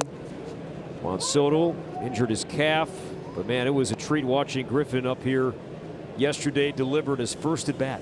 And I think as impressive as the hit was, listen to him talk before the game and the maturity for a 19-year-old kid. I mean, it was incredible, the perspective he had, talking about his drive from Columbus, 2.5 hours, reflecting on everything. I'm not sure how much you're reflecting on at 19 years old, but he put it really well, talking about, you know, his family being along for the ride and how much it's shared with everyone around him, the appreciation he had, the respect. I mean, that's, you can see why they're so high on him, and you don't call up too many 19-year-olds just because of the maturity. You don't know how they're going to be able to handle it, but he seems like he's ready for it. Very impressive young man. Slider drops in for strike 2 on Fraley. 0 for 1, 2 walks for the Rays right fielder tonight. Former Cincinnati Red, Atlanta Brave. And now Fraley with the Rays outside. In fact, he's back with his original organization. Fraley was drafted by Tampa Bay in the 2nd round in 2016, then claimed off waivers from Atlanta in November. Diaz stays, and the 2-2 pitch skied. Back of short. Lee going out, and here comes Martin. Like that, left fielder taking charge coming in. Outman and Lee all there, but Martin made the play. Yes, usually an easier play for the outfielder coming in on that ball than it is for the infielders going back. Nice that he's gotten so comfortable over there where he feels like he can take charge when he needs to.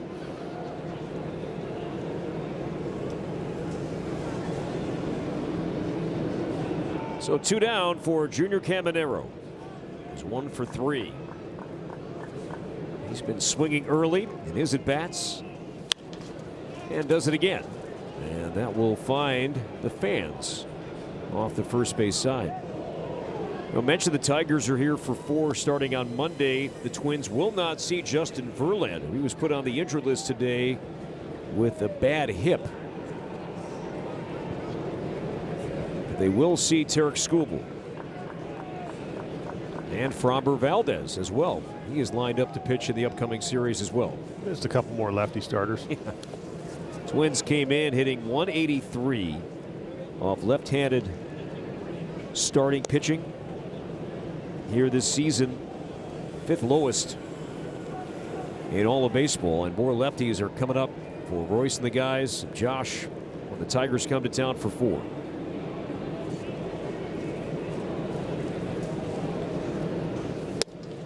I mentioned Connor Griffin's name. We'll see another highly touted prospect in Kevin McGonigal, rookie shortstop. He's had a great start to his big league career. 4 hits in his first big league game. Not that easy. 1-2 on Caminero.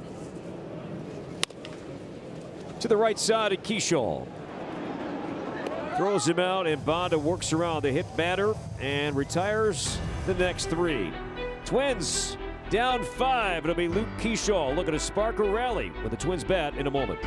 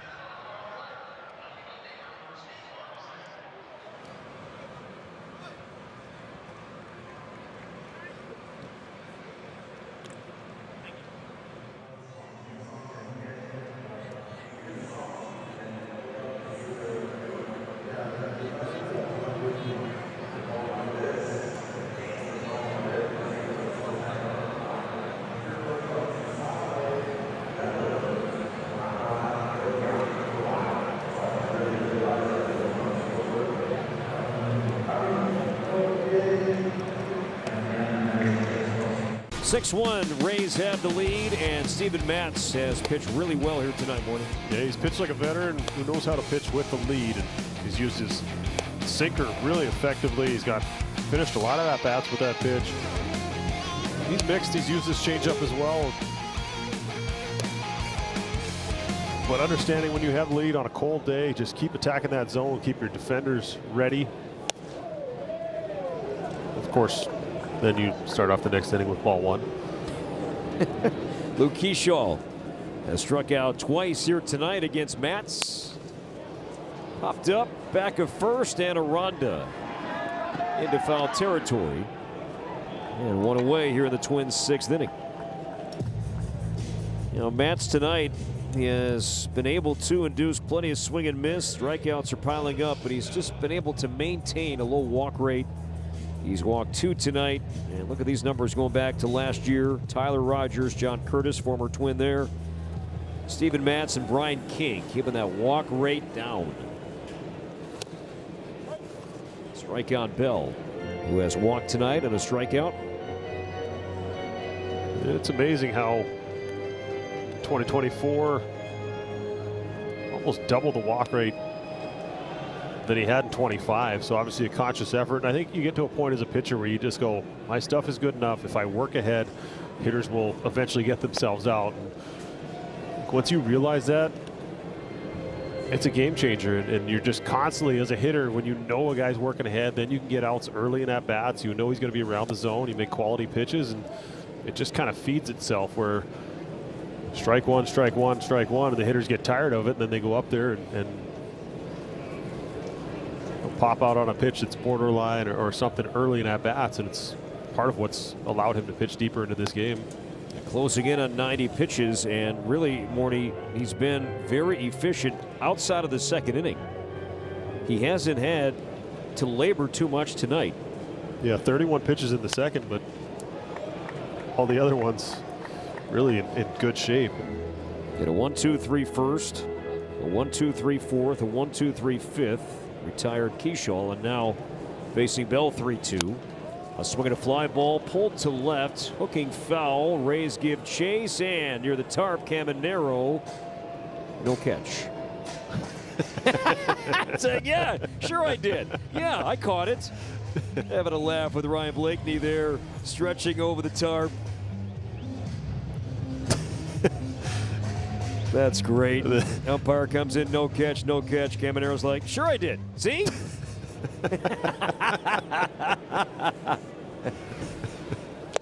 That's great. 22-year-old having fun. It's a game. As Bell strikes out.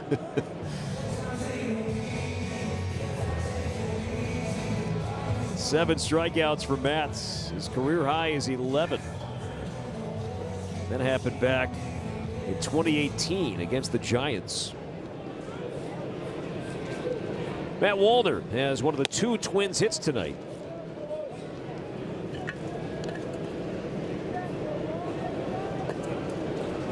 Both hits coming in the second inning.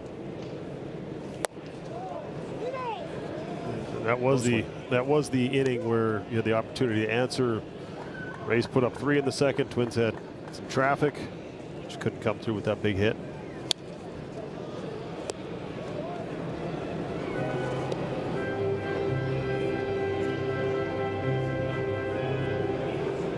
Two balls and a strike on the Twins right fielder.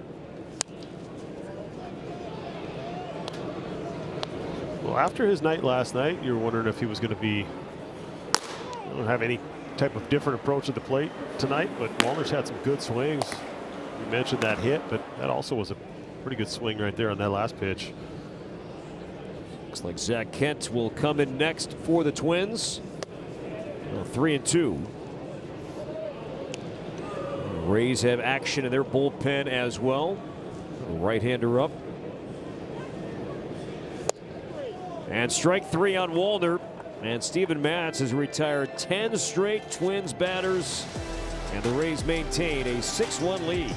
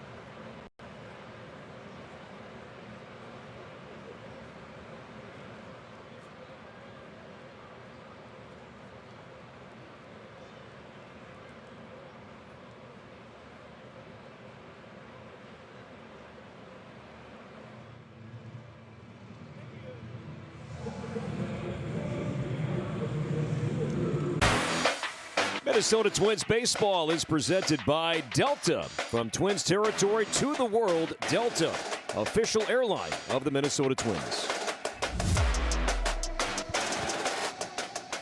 Welcome back to Target Field. Game 2 of the home portion of the season. Twins are down 5, and Zach Kent will be the 4th Twins pitcher tonight, 3rd reliever. Short sleeves on this chilly night as he takes over here in the 7th. Cedric Mullins, he has been involved in just about everything tonight. Offensively, defensively, a couple of singles, 2 stolen bases, and 2 runs scored. See, Kent made his debut Wednesday in Kansas City.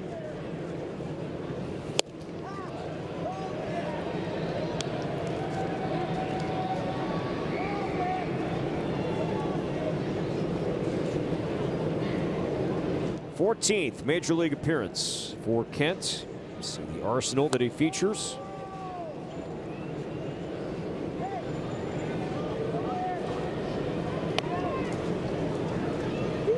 Zach spent 2025 with Cleveland, appearing in 12 big league games. And then during the offseason went from Cleveland to St. Louis to Texas to St. Louis, and finally claimed by the Twins in late February.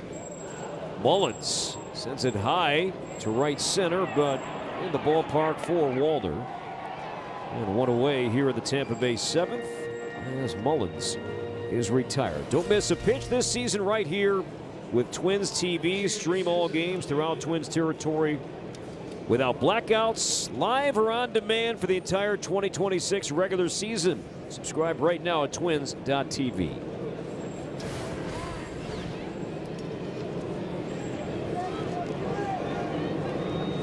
One down for Chandler Simpson. Cool note about Simpson and what he did last year as a rookie.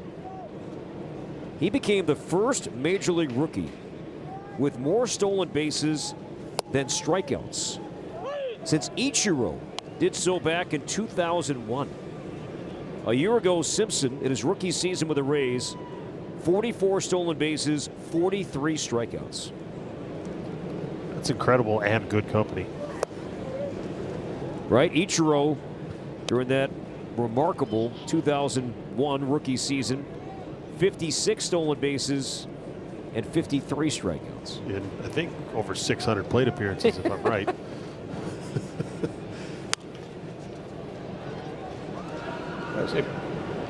Marty asked me the other day, who is more important to Japanese baseball? Is it Ichiro or Shohei? Has Shohei surpassed Ichiro? Very good question. And so threw that question out to a few others, and the answer, one person said, was Hideo Nomo. Obviously wasn't part of the question, but added another great name. But of course, that was C.J. Nikowski, so of course a pitcher brought up a pitcher. The popularity of baseball in Japan, and over adapting and incredible impact. It's hard to argue against Shohei where he's at right now. A rocket to the right side, but caught by Keyshaw. So Simpson lines out to the Twins' second baseman, and there are 2 down. If you get a chance to see the Twins on the road this year, Seattle is a place to come see them. And if you come early enough and get a chance to be inside the ballpark early, Ichiro Suzuki still puts a uniform on, and he shags during BP for Mariner home games. But he's out there looking great. And he's out there with all the guys, uniform on and everything. And he'll still take swings too. He's still hitting the cage. I mean, when it's the thing you love, it's hard to just walk away from it. It was really cool. I think you were there for this a few years ago when Dick Bramer made time. He saw Ichiro, and Luis Arraez was still on the Twins. And Ichiro wanted to meet Arraez. And so Dick Bramer really helped coordinate that and made it happen. And Ichiro told Arraez before that game, Twins came out for BP on the road, and Ichiro said to Louis, "You're my favorite hitter in the American League." And Dick Bramer made that happen, made that connection. Ichiro trying to meet Arraez before a game in Seattle. That's high praise. That's slice to right, sending Walner over. He'll make the catch on Williamson, and a 1-2-3 7th inning for Zach Kent. Twins baseball from Target Field is powered by MLB.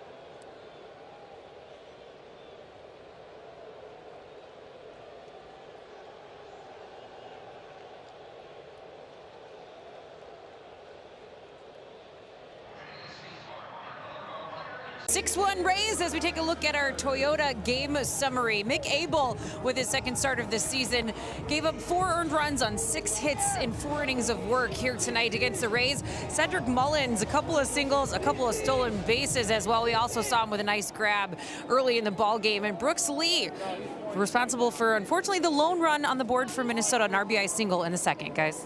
Audra, thank you. And let's see if the Twins can rally against what has been a weak link for the Rays. That is this bullpen. Cole Sulser is in to throw, but the Rays bullpen has an ERA over 10 early on this season, by far the highest ERA of any bullpen to begin the year. It'll be Sulser. Last pitched on Tuesday. Gave up a home run in that outing. As much as anything last night, where the runs in bunches came from, it was the free passes, it was the errors, and then taking advantage of it. This Twins offense, though they haven't got much going in this game yet. You see that door open? Your thought is, see if we can get a runner on, see if we can get some traffic, see if we can put some pressure on their bullpen. Remember that note that we talked about at the opening of our telecast tonight. Twins offense has been better in the late innings. And Ryan Jeffers smokes one to center field. Mullins, though, coming in and then made the adjustment late for out number 1. Left the bat of Jeffers at nearly 109 miles an hour. And Mullins nearly overran it. Yeah, this ball just kept carrying on him. You could tell by the sound it was loud coming off. And Mullins able to adjust late. So Jeffers retired, and here is Victor Caratini, 0 for 2. One hop to the right side, and Palacios lobs it over. And there are 2 down.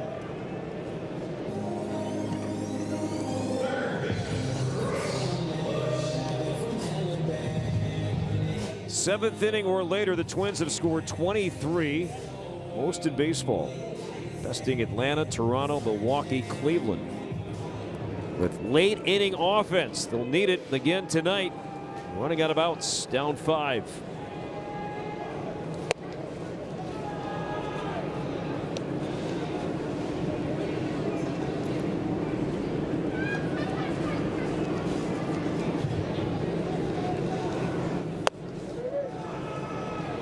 (2-0) on Royce Lewis. 0 for 4 so far in this series. Cole Sulser. Tristan Gray had the big swing late last night. Now starting tonight with a lefty. And Matt's on the mound. We'll see how the Twins have it aligned tomorrow against the righty Martinez. 3-0 on Lewis.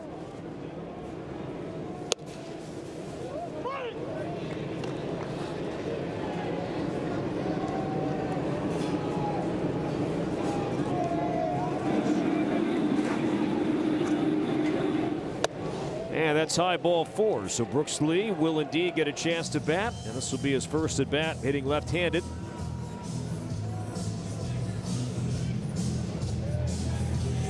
So a 2-out walk to Lewis, and now Lee has produced the lone RBI tonight, a sharp single to center that brought in Wallner.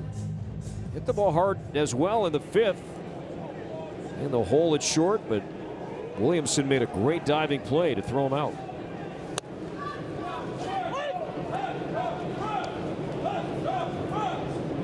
Now, Brooks mentioned in spring training when dissecting his swing, and especially the left-handed side, something he's looking to do more this year is hit the ball the other way. He feels like that part of his swing, left-handed, yes, he can still pull the ball, but at times the gap in left center, he wants to use that more from this side of the plate this year. And we saw Diaz, leader in all of baseball, hitting balls to the opposite field, and what it can do for you production-wise, whether you're a fan of batting average or not. It higher batting average kind of pushes everything up, usually, all the rest of the numbers.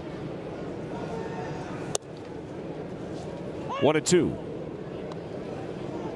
I think part of it also, you kind of have to match how they're pitching to you. So if you want to hit the ball the other way, but you're getting fastballs in up under your hands, whatever you're doing, you have to be able to sync those two things together.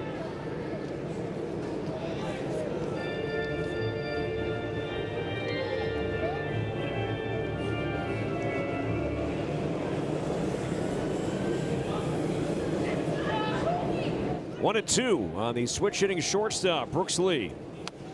And waves and misses on a changeup. And Sulcer a walk, but a strikeout, and the Twins lead one.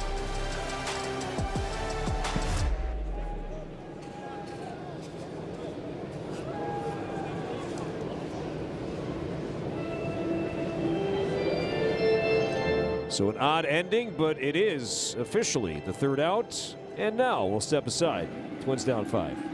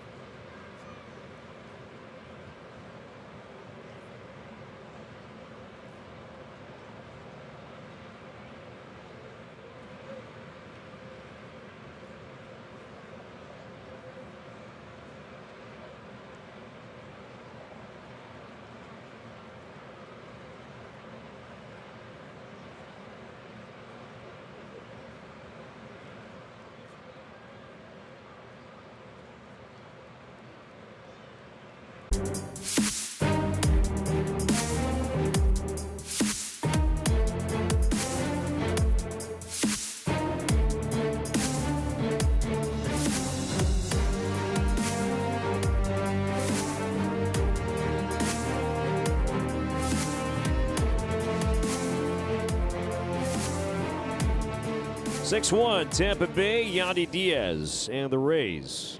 Chandler Simpson's had a big night as well. Steven Matz pitched well. And the Twins are down 5 as we move to the 8th, and Zach Kent back out. And Hunter Fiducia. Catcher leads off, followed by Palacios, and then Yandy. It was 8-9-1.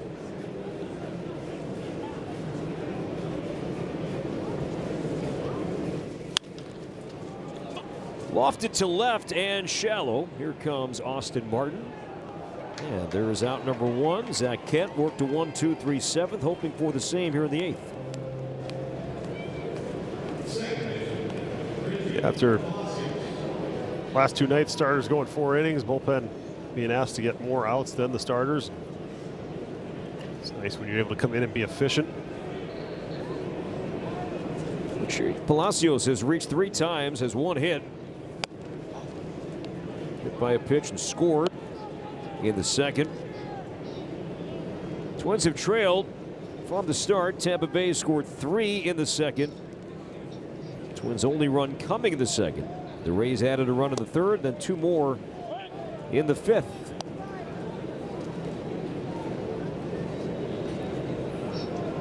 One and one on Palacios.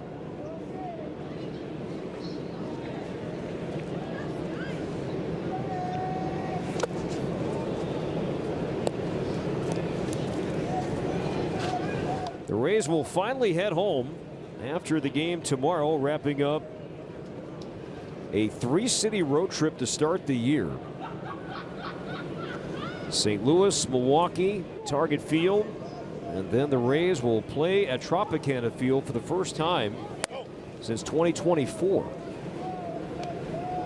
Played all their home games last year at George Steinbrenner Field, the Yankees spring training home in Tampa, because of the damage to Tropicana Field from Hurricane Milton.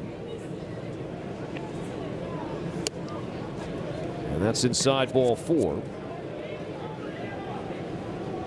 So Palacios is on yet again, and the batter will be Yandy Diaz. Did someone say free ice cream? Well, Sunday is Kids Opening Day here at the ballpark, and the first 5,000 kids 12 and under, and we will ID the kids at the gates, receive a Twins beanie and free ice cream presented by Target. Hope you join us here at the ballpark and get that free ice cream. And your tickets at twins.com/tickets. How old are you? Me, I'm 11. You don't sound 11. Yeah, I'm 11. Just the height of an 11-year-old. Free ice cream. Runner goes. The 0-1 is outside. Caratini to second, and the tag from Keyshaw not in time.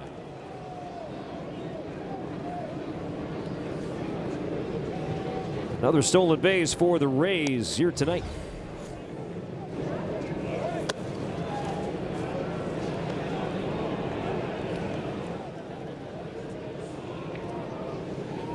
That is a really, really hard pitch to throw on a breaking ball down. He had to pick it off the ground, make that exchange. Still made a decent throw. But Rays only had 2 stolen bases as a team all year. They have 4 alone tonight.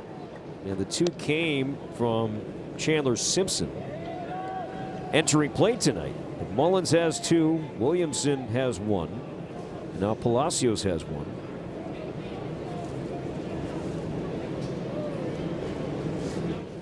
One-two pitch. Diaz to right center. Sending Outman back. Outman off his glove. And he hits the deck. Palacios will score. Diaz on his way to third base. The relay is not in time. Kicks away, but there is Kent diving on the ball near the Rays dugout. So Yandy Diaz the other way. Another swing with some power to right center, and that brings in Palacios 7-1. Yeah, this ball was driven and in and out of the glove of Outman. Had to deal with that wall. We mentioned his first start of the year. Had a little bit of time out there last year, but he is going around. You got to give Kent credit as well. No, you just gave up hard contact. He was in the right spot. There's always somewhere to go on a baseball field. He ends up behind third base. Kind of got stuck when he dove a little bit. Kind of rolled at the end of this play. Kind of wet in the warning track, and like trainer out of the dugout to have a look at him. Nearly 108 off the bat from Diaz. Picks up his second RBI tonight. Jason Kirkman, part of the Twins training staff, out to take a look at the right hand of Kent.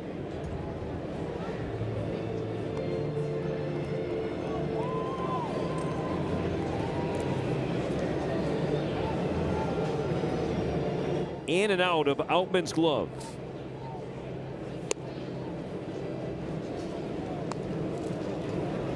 To Derek Shelton, also watching the delivery here of Kent.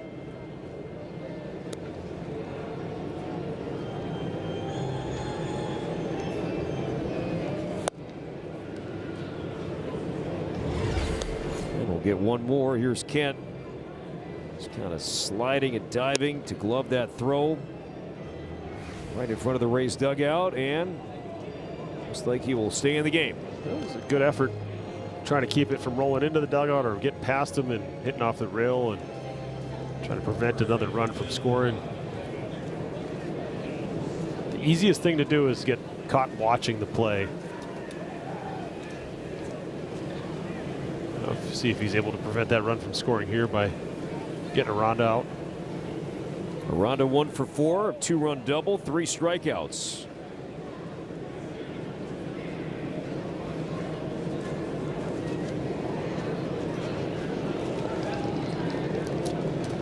The Rays have 10 hits, 8 of the 10 singles. That has been a part of what the Rays have done well, leading the American League in batting average and leading the American League in singles. Adding 8 more tonight. Aranda with a double, Diaz a triple. 0-1 to short. Lee on his knees, smothers it, holds Diaz 2 down. Perfectly positioned in the right spot. 98 miles an hour off the bat. He does a nice job of coming up with that. I'm sure his finger's going to be numb for about another hour. It's that one that's sticking out of the glove that's not warm. If you're a guy who doesn't like a batting glove inside your glove. Around days like this, I felt like I spent half the time just trying to warm up that one finger. You got the hand warmers in the back pocket, so the throwing hand's fine. Bell's got it tucked in there. It's all a comfort thing. What do you feel like? What do you like in your glove? It's a feel. Mookie Betts on cold days, on really cold days and nights early in the season. It's not uncommon for him to double up on batting gloves. Like he wears 2 layers of batting gloves. See, I always had the good Franklins, the cold weathers. Nothing better than those gloves. Like a little thicker neoprene in the back that kept the hands warm, but you still had the same feel with the leather.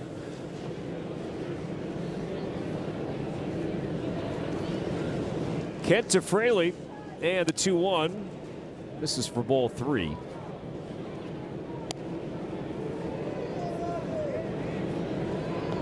Fraley 0 for 2, a pair of walks. All Rays here late tonight.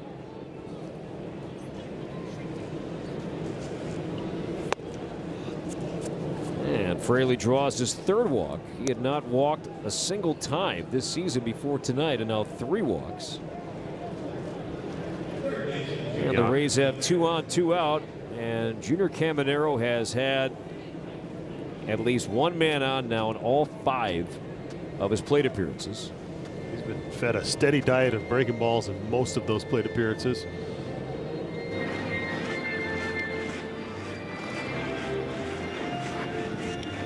Best young talents in our game is coming up right now. Dominican-born Junior Caminero was with the Dominican team, the WBC, and had a great showing. Nelson Cruz, the GM of that team. It's so beneficial for young players to be around those veteran guys, and especially guys from your country. But the impact that can have, the lasting impact of these guys you looked up to, now they're teammates, but then also you get an inside look at everybody's routine, how they prepare, what certain guys do to get ready, guys that have had long, successful careers.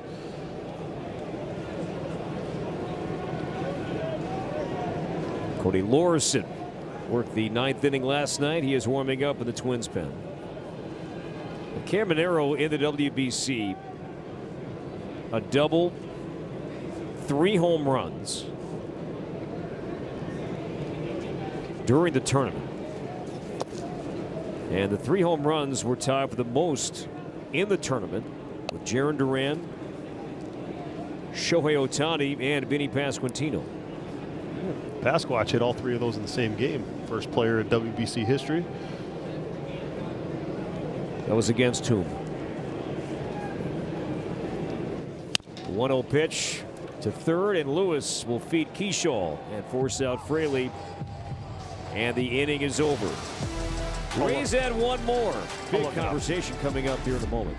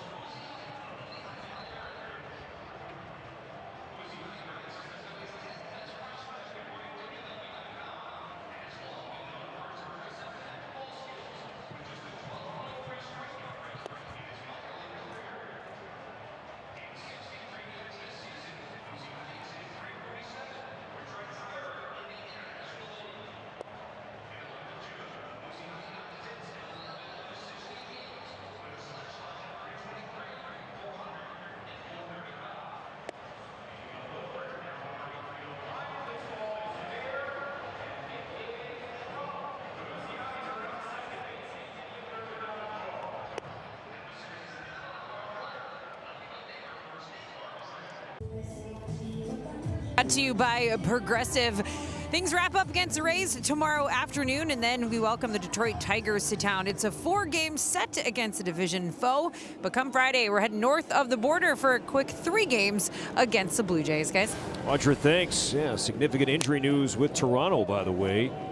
And the Blue Jays rotation has been decimated by injury, but also Alejandro Kirk. He'll be out indefinitely with a fractured finger.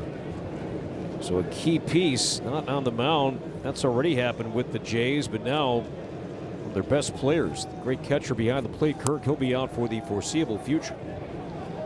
Yeah, a guy who's so important to their pitching staff. He's one of the best pitch framers in the game. Steals a ton of strikes for him. You got plenty of offense there in that lineup, deep lineup, but to have a catcher like that, a guy who plays a ton, he will be missed for sure. Outman, not a great swing there, strikes out for the second time. 0 for 3 tonight. Second strikeout for Sulcer. He's back out for the 8th inning. They got fooled on the changeup here, and you were talking about how he was playing frequently in spring training and how he had rhythm. We saw him hit 2 homers right at the end of camp, 2 long homers, and then all of a sudden the season starts and you're 10 days in, you've only got 5 at-bats coming into this game, and it's the pitch recognition that becomes very difficult early in the year. You're down there in camp and you're seeing stuff every day, and then all of a sudden you come out here and everything kind of starts to blend together. Your eyes kind of have to adjust again. It's a real challenge. Before you know it, it's 0-1-0-2, right?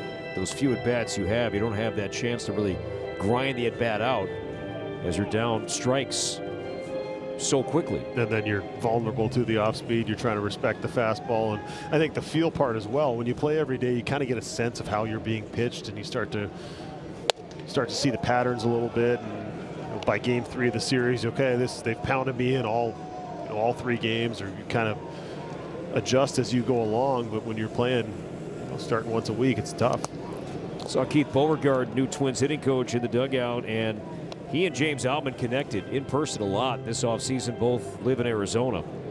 So as they went to work, it wasn't so much over an iPad or even Zoom, phone calls. They got to work together, hand in hand, to make some adjustments with his swing and put James in a good spot going into camp. 3-2 on Austin Martin. 0 for 3 tonight. 1 down here in the 8th. And there's ball 4. Continues to find a way to get on base. Came in with an on-base percentage of .500 entering play tonight. More walks than strikeouts for Austin. Now 5 walks to 3 strikeouts. Yeah, coming into this game, also seeing over 5 pitches per plate appearance. So setting up the guys behind them, letting them know what they're going to be seeing when they get in the batter's box. Running a lot of deep counts. Keyshaw 0 for 3. A couple of strikeouts here tonight. Looped into right field. That's a base hit. And Martin down to second base. So Keyshaw with his first hit tonight. Now 3 hits in the series. And the Twins have 2 on in the same inning for the first time since the 2nd inning. And for all the balls he's hit hard all season long, that one down right off the end of the bat. Take about 3 of those a week. Clemens and Lee appreciate the swing there, and now Josh Bell. A big swing here makes it interesting. 0 for 2 with a walk tonight.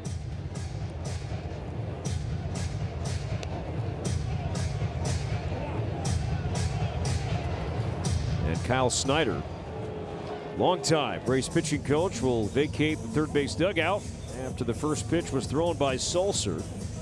And the Rays bullpen is moving.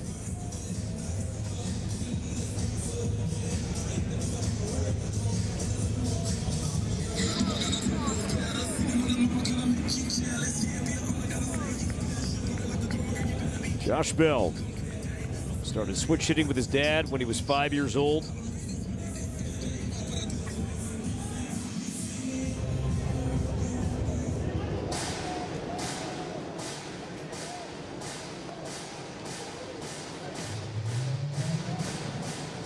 He started now all 8 games. Tonight, there was first start at first base, DH the first 7.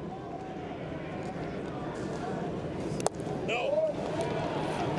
2 balls and no strikes. Twins do not have a challenge left in terms of ABS. Of course, 8th inning or later, you can't challenge any reviewable base play. But Twins cannot challenge any balls or strikes. Line drive into left center field, and Simpson squares the shoulders. Makes the play, holding Martin and Keyshaw. 2 down. More hard contact, just right at somebody again. That one almost 99 miles an hour off the bat. When they've hit it hard today, they just haven't hit it in the right spot. Another guy with game-changing power stepping into the batter's box. You wonder if those at-bats off the lefty are going to have an impact in his at-bat off the righty right here. Bryant Baker up in the Rays pen. Strike 1 on Wallner. 1 for 3 tonight. Scored the lone Twins run so far, all the way back in the 2nd inning.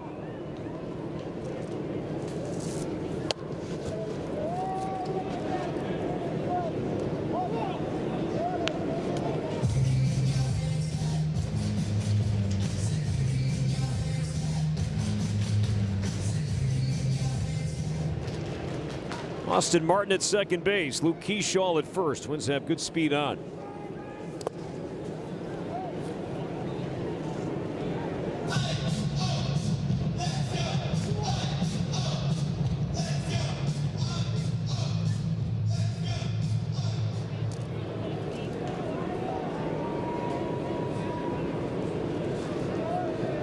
Two on, 2 out.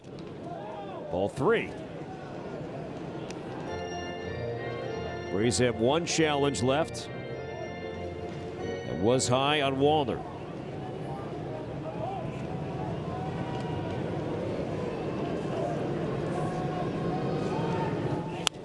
Swinging a fly ball into right field, down the line, deep. Will it stay fair? The answer is no.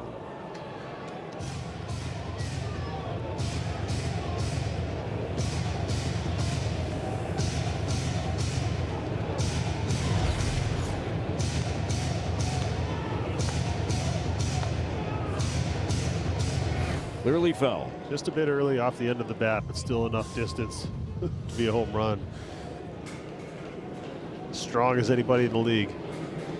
Runners will be off. There they go, and the 3-2 pitch a little late and fought it off foul. Inside the Rays third base dugout.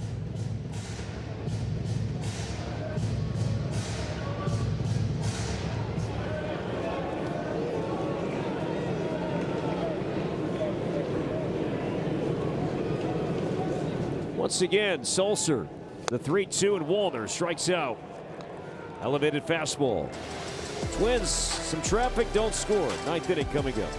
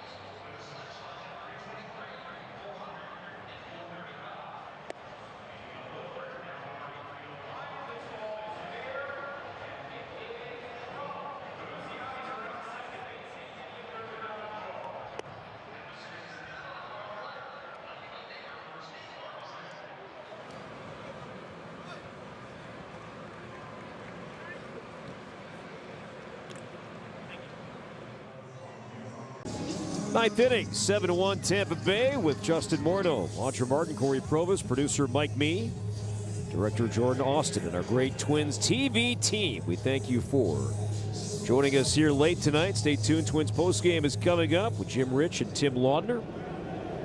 We'll hear from Derek Shelton, get some clubhouse reaction. All coming up on the postgame show. Cody Lorison takes over in the ninth and strike one on Cedric Mullins. Came in last night to finish off the win through 10 pitches, 8 of them strikes. I'm sure he'd like to be just as efficient in this inning.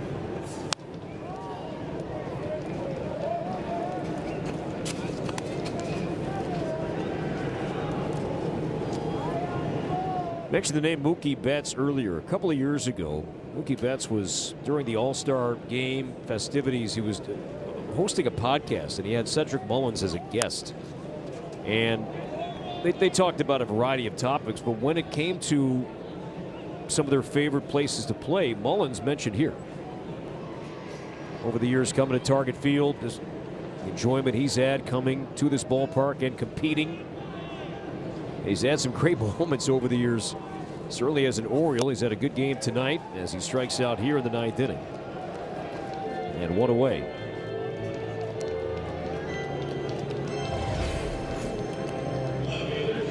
We kind of provided that spark middle part of this game, or the early part of this game, where he just laid down that bunt, stole a base, kind of a little action, get involved in the game.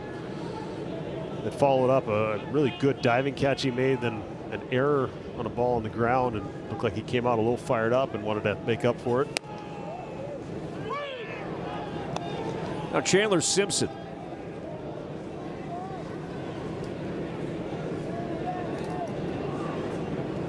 Two hits, a run.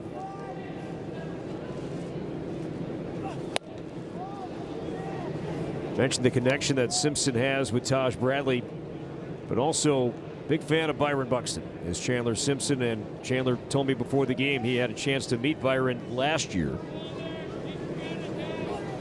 Georgia guys, Byron from Baxley, that's about 4 hours south of Atlanta, but certainly a guy that Chandler looked up to, admired, and got a chance to meet Byron personally before a game last year. But yeah, Simpson and Bradley, those two guys, they go way back, and who knows, we might get that Bradley-Simpson matchup, Taj in the mound, when these two teams meet again. Two down.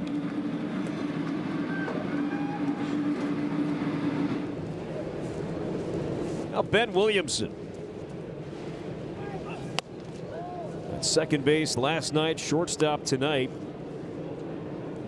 Rays without their starting shortstop right now, Taylor Walls, who's on the injured list with a right oblique strain.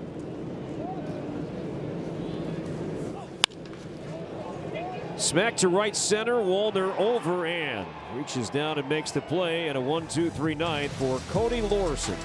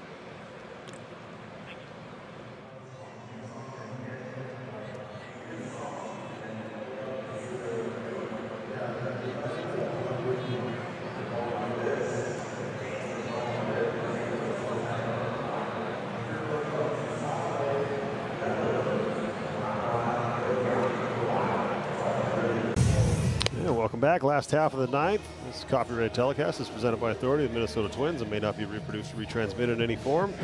The accounts and descriptions of this game may not be disseminated without the express written consent of the Minnesota Twins. Well, DeVries, a part of our production crew. Shout out there from the fans here at the ballpark. Mason Englert takes over for the Rays. Changeup is his go-to pitch. 7-1 Tampa Bay, bottom 9. Ryan Jeffers leads off. You're right, changeup the best pitch. Threw it 34% of the time last year, did not allow an extra base hit on that pitch.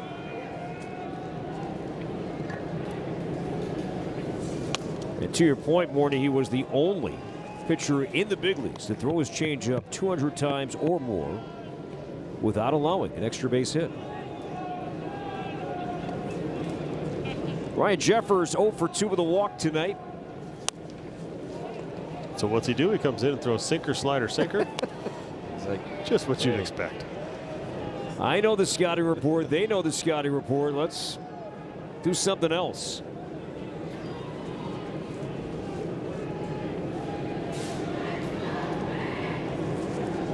One and two on Jeffers. No swing. There's the changeup.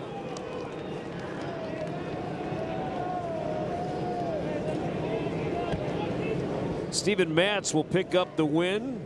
McAble on the hook for the Twins.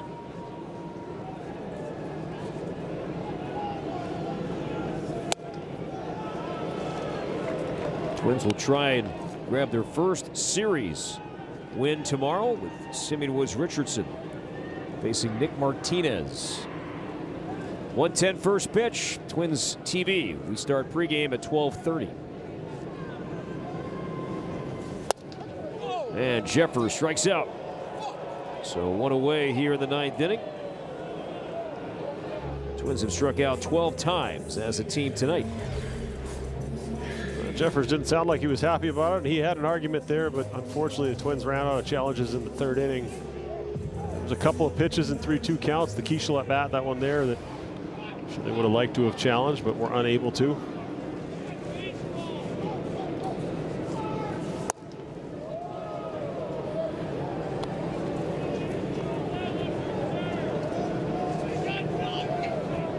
Victor Caratini is 0 for 3. Behind the plate tonight, Jeffers in the DH spot. Caught the corner. And Derek Shelton was optimistic about Byron Buxton returning to the lineup tomorrow. Hopefully we indeed see that in the series finale. Slow curve for strike 2.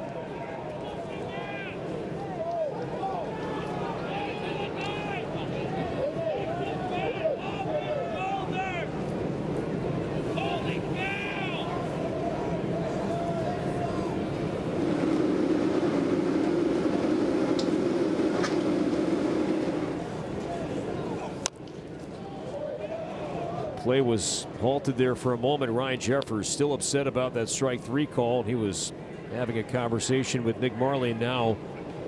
Has left the dugout and worked his way downstairs.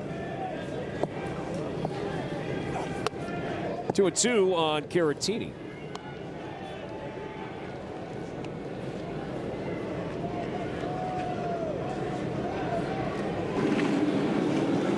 Lewis on deck.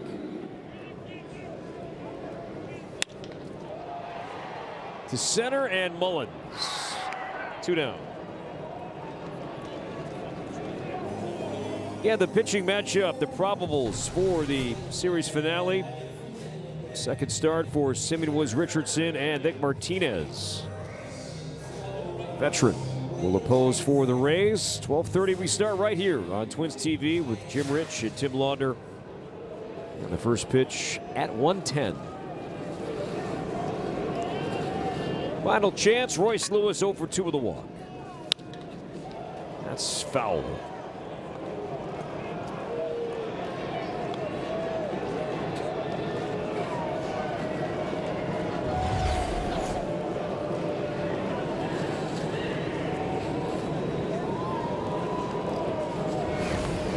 Just a little too out front, just a little too much hook.